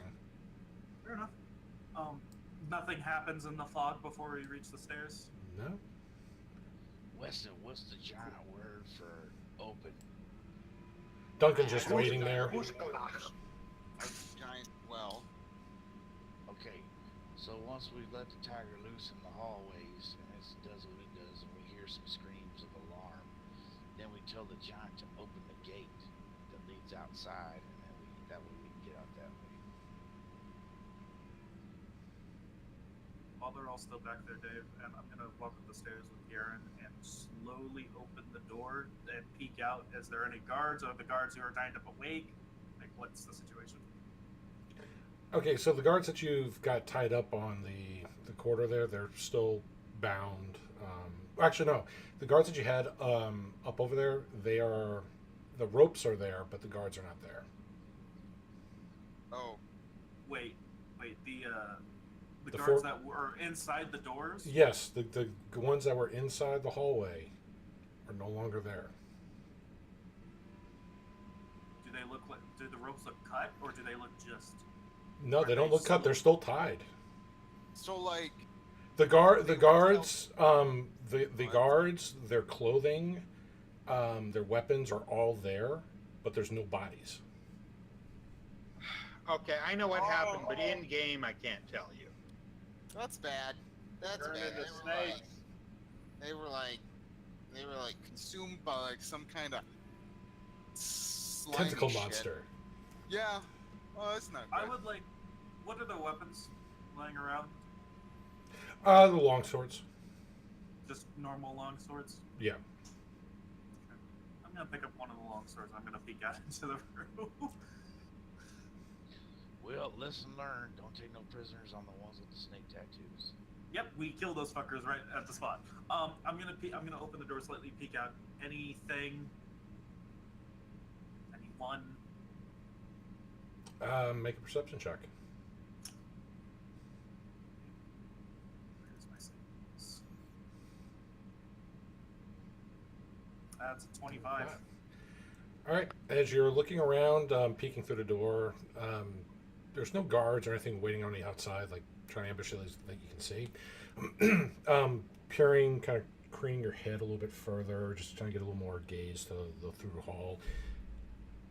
You don't see anything in the hall, but Do you want me to roll something separate for sound? no. Well, the one thing you do notice is the hallway that was once lit with torches is now completely dark. This is bad. I think. Garen, go back to the others and tell them that that stealthing out is no longer an option.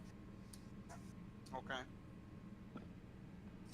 I'm gonna head back down the hallway of fog to the others. While he's heading back down, I'm keeping a very close attention for any sound or sight of anything suspicious. Okay. So Garen's going back down. You and Duncan are in the hallways there. Oh, Duncan's with me? Yeah, he was with you and Garen. He was coming with you at the end of the hall. He's just been staying in the back as you guys have been traveling down because nobody's really asked for his input on things, and there wasn't anything really attacking other than the giant, which he was just kind of at the ready for. That would not be a good time to start meditating, I'm sure. Yeah, no. Okay, so... so as you're kind of walking through the corridors there, you're both stealthing through, just kind of casually making your way through, just being cautious. You get by one of the gates going into the arena, which looks like one of the entries where they probably got Gorda into, because the hallway corridors are just way too small. Like the Minotaur would have to crouch to get into the damn hallways. So the giant would have to squeeze through the archways and the hallways. As you go by the gate to the arena, you see in the arena, standing in the sands, there are 2 guards and another figure that you've seen before. The figure that you see appears to be a wood elf with no shirt, with a big scar going across his chest from the upper right shoulder to the lower abdomen, black eyes, and a long black ponytail. You've seen him before, sitting in the stands next to the pink bastard, as well as the Margrave of Kymal. The arena champion. And you see him standing there, and he's just got his arms crossed, just waiting. I want to say to the giant as we're walking up, I want to just say, that's the pink bastard's best friend, and they're Well, you don't really see him yet. You guys are still under. You're in the undercarriage. This is only Rexia and Duncan, and Duncan sees this, and his eye, like, if this was a film, the Tarantino alarms would be going off, the screen flashing red.